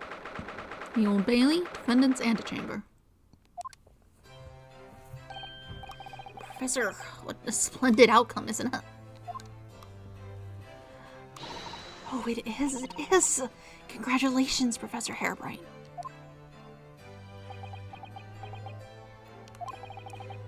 Mr. Naruhodo, Mr. Sato, I am truly beside myself with gratitude. How can I ever thank you enough? I'm just glad it's all been cleared up. That you realize you were just caught up in a bad situation. Right now, you know, if I'd had that research grant money, I'd give the whole lot to you, every penny. Oh, that's very kind, but I'm just a student, so we don't need any financial reward. Your acquittal is more than enough. Oh dear, what can I do? How about this as a memento? This paper about my hypothesis is inside. Oh, just as a memento then. Thank you. I've been wondering, Professor, what are you going to do now? Oh, don't lie. Yes, what am I going to do? My hypothesis and my great machine lie in ruins. But still, it's been too long since I was last in London, so perhaps I'll enjoy some sightseeing. I must explore the Great Exhibition whilst I'm here too, and see if new inspiration hits me. Oh, yes, that's a wonderful idea. I Can't allow that. Who's this? Oh, hello. Lord Von Zeeks, what are you doing in here? Bardock! I'm sorry you had to go through that, Albert. Well, if I'm honest, it was terrifying. You were like a great demon behind your bench there, snarling down on your prey. You're one of the few true friends I have. I couldn't leave it to anybody else to handle the prosecution, or the defense. Sorry? Or the defense? Did I just hear that right? I always knew that you had my best interests at heart, don't worry. How about you show me around while I'm here in town? It's been a long time since we left university. We have a lot to catch up on. Listen, Albert.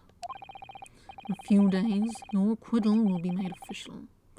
When that happens, you must head straight to Dover. I'll accompany you. What? From there, you'll cross the channel and make your way back to Germany. I've already purchased the tickets. But no! Hold on a minute, Bardock!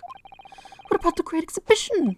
This isn't a chance of a lifetime for me. I want to look around. No sightseeing, Albert. Give up on the idea. So sometimes it's hard to see any warmth in those eyes, Bardock. Lord Von Zeeks. What's all this about? Necessary precaution. Yes, I think I understand. You do? Well, Myers told me that when you met Lord Von Zeeks at his office some days ago, he asked how Mr. Natsume was doing. Yes, that's right. I remember being surprised at the time and thinking it was nice of him to ask. The point is, Mr. Natsume is still alive and well. Even though it's been more than 6 months now since he stood trial with the Reaper as the prosecutor. You mean the Reaper's influence doesn't stretch overseas? Those in the Reaper's sights reach their ends days or sometimes months after their acquittal. It's been the pattern up to now. But of course, we know that both Mr. Natsume and Gina were completely innocent. True. Perhaps that governs the Reaper's actions. Truly innocent is spared. I don't want to take any chances with a close personal friend. But Bardock! Like mustached Nepalese, this man should leave the country without delay. That's why I'm packing him off to Germany at once. Right. Does your friend-shaped package get any say in it? Goodness, what was your intent? Was this your intention all along then, Lord Von Zeeks?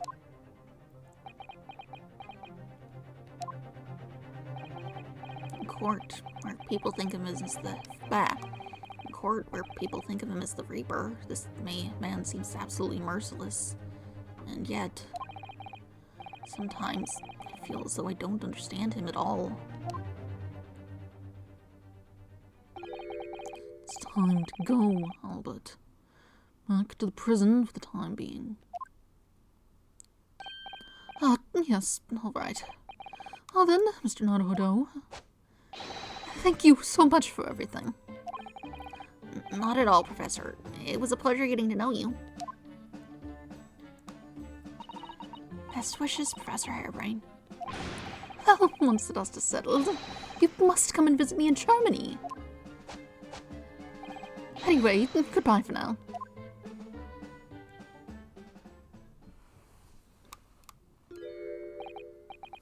Now, my Nepalese friend. Oh, yes. I thought you'd gone too. We have matters to discuss. Can you spare me some time? You want to talk with me? I'll be waiting in the courtroom in 10 minutes.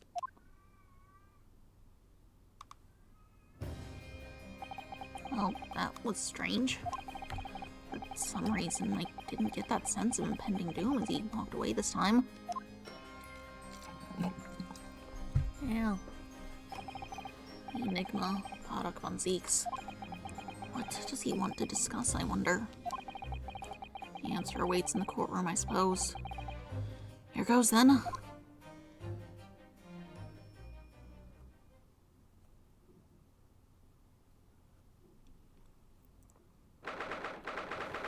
Of October, 4:58 p.m. The Old Bailey courtroom. Presumably about your assistant there. Also, this thing is still here. I guess it's kind of a...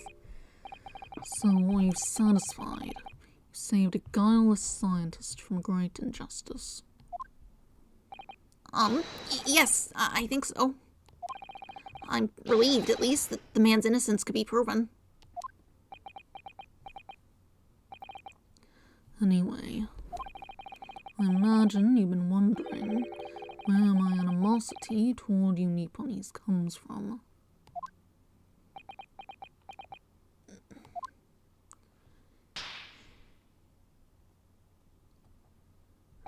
Well, at first I thought you just didn't like me. I imagined you saw me as a pretentious child from an unimportant land who had no business being here. But now, I think differently. You clearly know our ways, so I would guess that some specific incident led you to your thorough dislike of my race. Will you tell me what happened, please?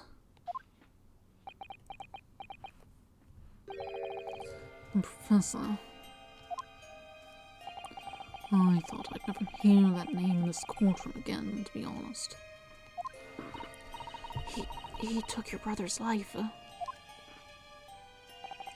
Clint. My brother was Clint von Zeeks. 16 years ago, when I was still just in my teens. He was already the director of prosecutions and a key member of the judiciary. I looked up to him. He was everything I aspired to be.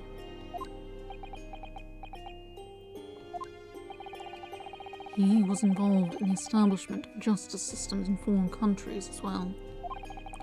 There were exchange programs between Britain and other nations then too, to share knowledge and ideas.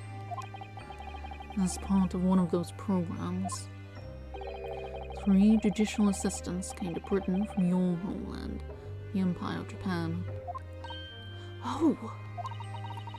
If it was 16 years ago, then one of them could have been my father.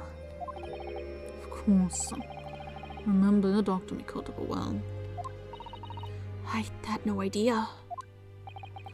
I was a minor at the time, training at the prosecutor's office. One day, Clint introduced me to 3 visiting Nipponese. The 3. So, you've actually met my father? He and his colleagues were polite and amicable. They were adept at their work and exacting in their standards. It's my first encounter with the Nipponese spirit. It made a very great impression upon me. But 6 years later, that's when it happened. The investigation was going nowhere. There were no suspects even, just an ever-growing list of victims. And in the end, my brother became one of them. Last, in fact, before the case was finally resolved. I'm so sorry, Lord von Zeeks. Truly. Clint was always ready to put his life on the line for justice anyway. So he wouldn't have wanted it any other way. He lost his life to the killer, but it was his victory in the end. For me, personally though, it was a great loss. I found myself in a very dark place indeed. when I finally found out the killer's identity. The reason why no one had been able to catch the man sooner ceased to be such a mystery. He'd been hiding in plain sight all the time. In plain sight. Are you aware of political events 10 years ago? It was a period of extremely sensitive diplomacy between the British and Japanese empires. A new treaty was being forged, I think. Correct. The Anglo-Japanese Treaty of Friendship and Navigation was being concluded. The leaders of both countries were deep in extensive political discussions, which is why this particular killer's appearance in court was conducted as a closed trial. If the British public had known the identity of the killer, not only would the treaty have been in jeopardy, but our two nations could very well have ended up at war. What? A war between Britain and Japan? But that would mean... Oh my, you mean to say the professor was...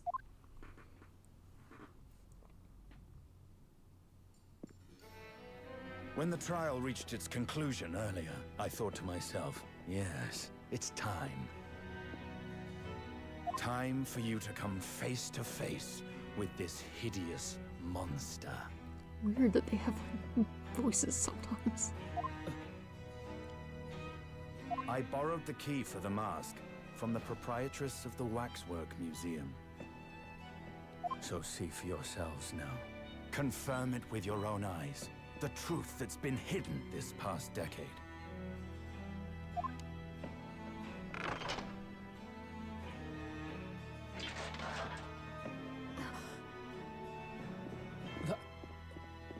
That's the professor? Yes, that's him. Until now, the thought never even crossed my mind. That the mass murderer, whose crimes shook Britain as never before, was Japanese. I guess he doesn't stand out a lot. Wait a minute. I don't know who That this is. face. Oh, you do. I feel as though I've seen it somewhere. It's strangely familiar.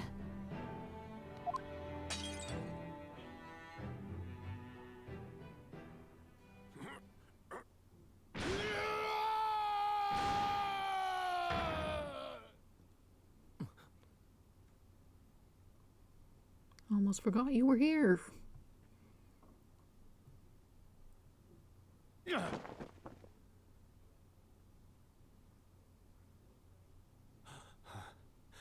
Father. Oof. What? Father?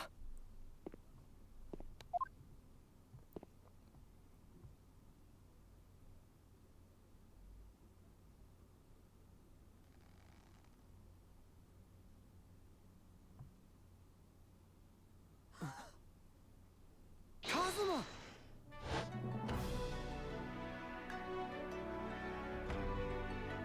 My best friend, Kazuma Asogi. After a whole year, finally his memories returned.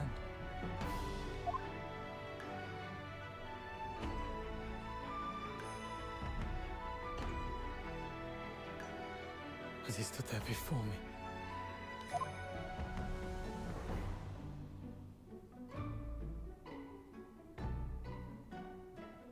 Ryunosuke.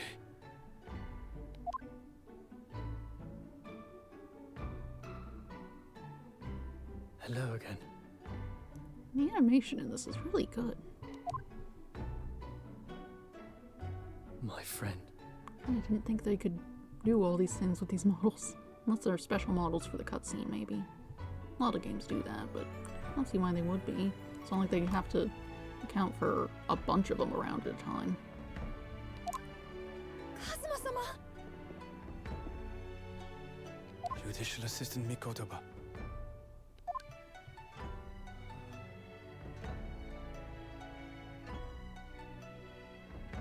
It's been a very long road. Thank you.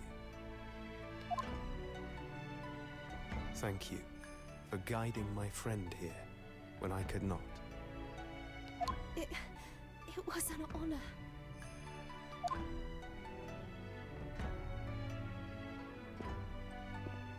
I knew you wouldn't die that easily. Kazuma. I owe you thanks, too. For taking good care of that in my absence. Oh.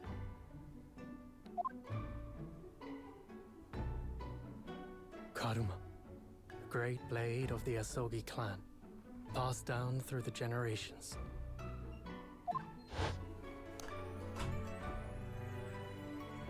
When we left Japan, this sword was at my friend's side. The Japanese man's katana is his soul, and he couldn't be parted from it. But then, when the incident happened, it was Susato-san's wish that I inherit the sword. And I've kept it with me ever since, along with my memories of the friendship we shared.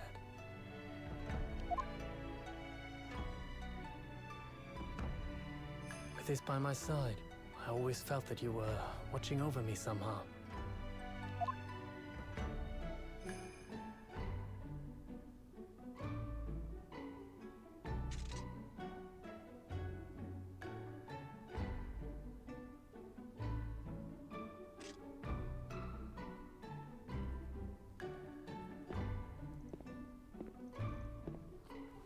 I've made it. At last. Father. We haven't really addressed that part. Hollypop, please don't walk in front of my stuff. I'm doing something. Things are happening, please. Are you saying... Surely not. You mean, you knew all this time? I'm looking at it, but I still can't believe it. This mass murderer is Kazuma's father.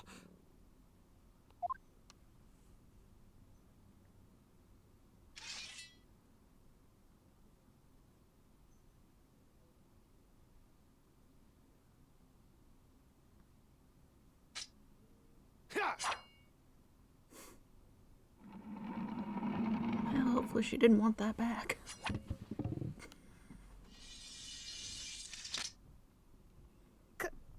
Kazuma-sama.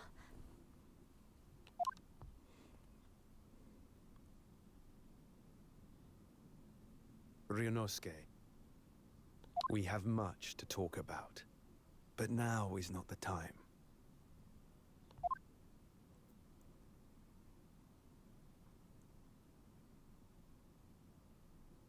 I'll be seeing you.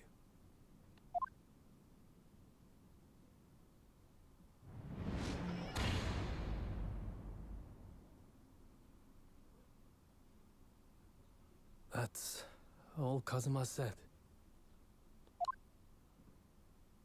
Before he turned and left us there, in the courtroom.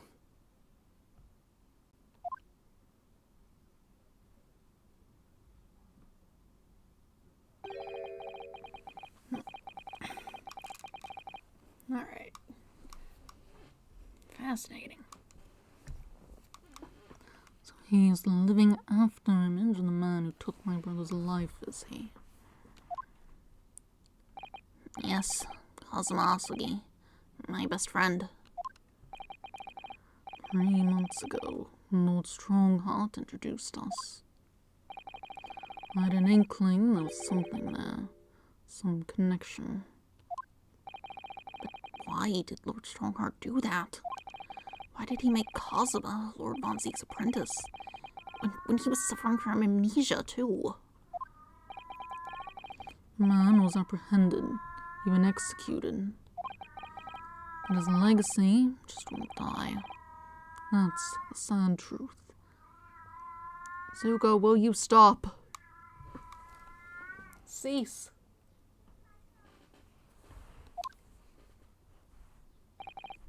Anyway, that's all I had to say.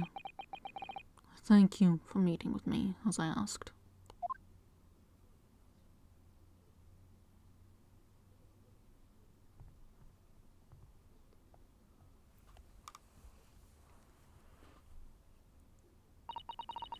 10 years ago, my grandmother took me to the railway station.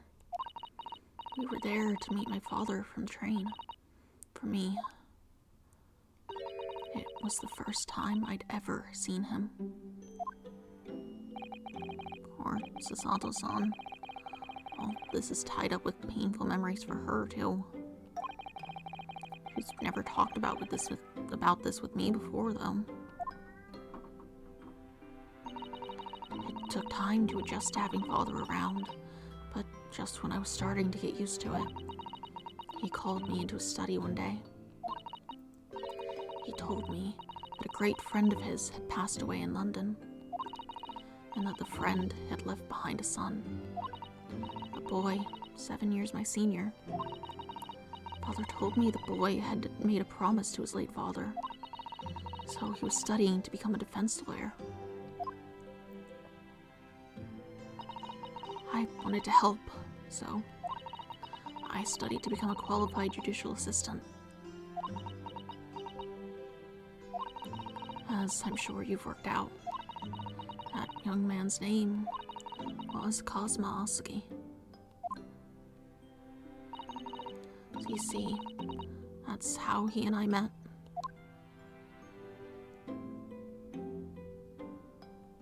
For a brief moment, my great friend had returned, only to disappear again all too soon. But in that fleeting encounter, something stirred. Something that had been dormant for a long time. As if great wheels had been set in motion, I could almost hear them creaking into life. In some ways, it was the end of a chapter, but in many, it was the start of a new one.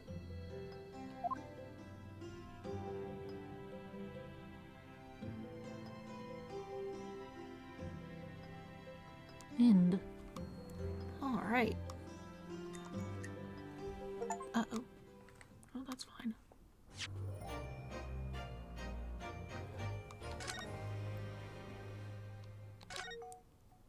Stop sending me notifications. I'm doing something. Alright. So that was that. A lot of stuff going on there. Presumably, we'll get more into it later. But for the day, I'm done. So I'm expecting to run this late. I do need to make a call to someone. I have things going on that might change my schedule. I'm not sure. We'll see. If that happens, I'll have to sort something out, but whatever. I'll figure it out. But that is all for today. On Wednesday, provided the schedule doesn't change prior to that, I will be streaming the end of the Detective Conan thing, because I didn't do that last Wednesday because I was making icing a cake. But then on Friday, also assuming schedules are good, I'll definitely finish streaming through this game regardless.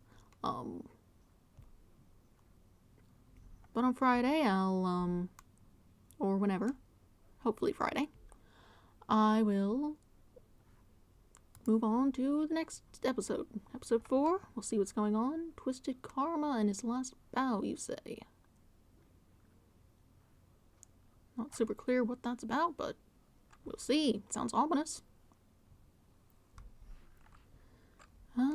Let's see.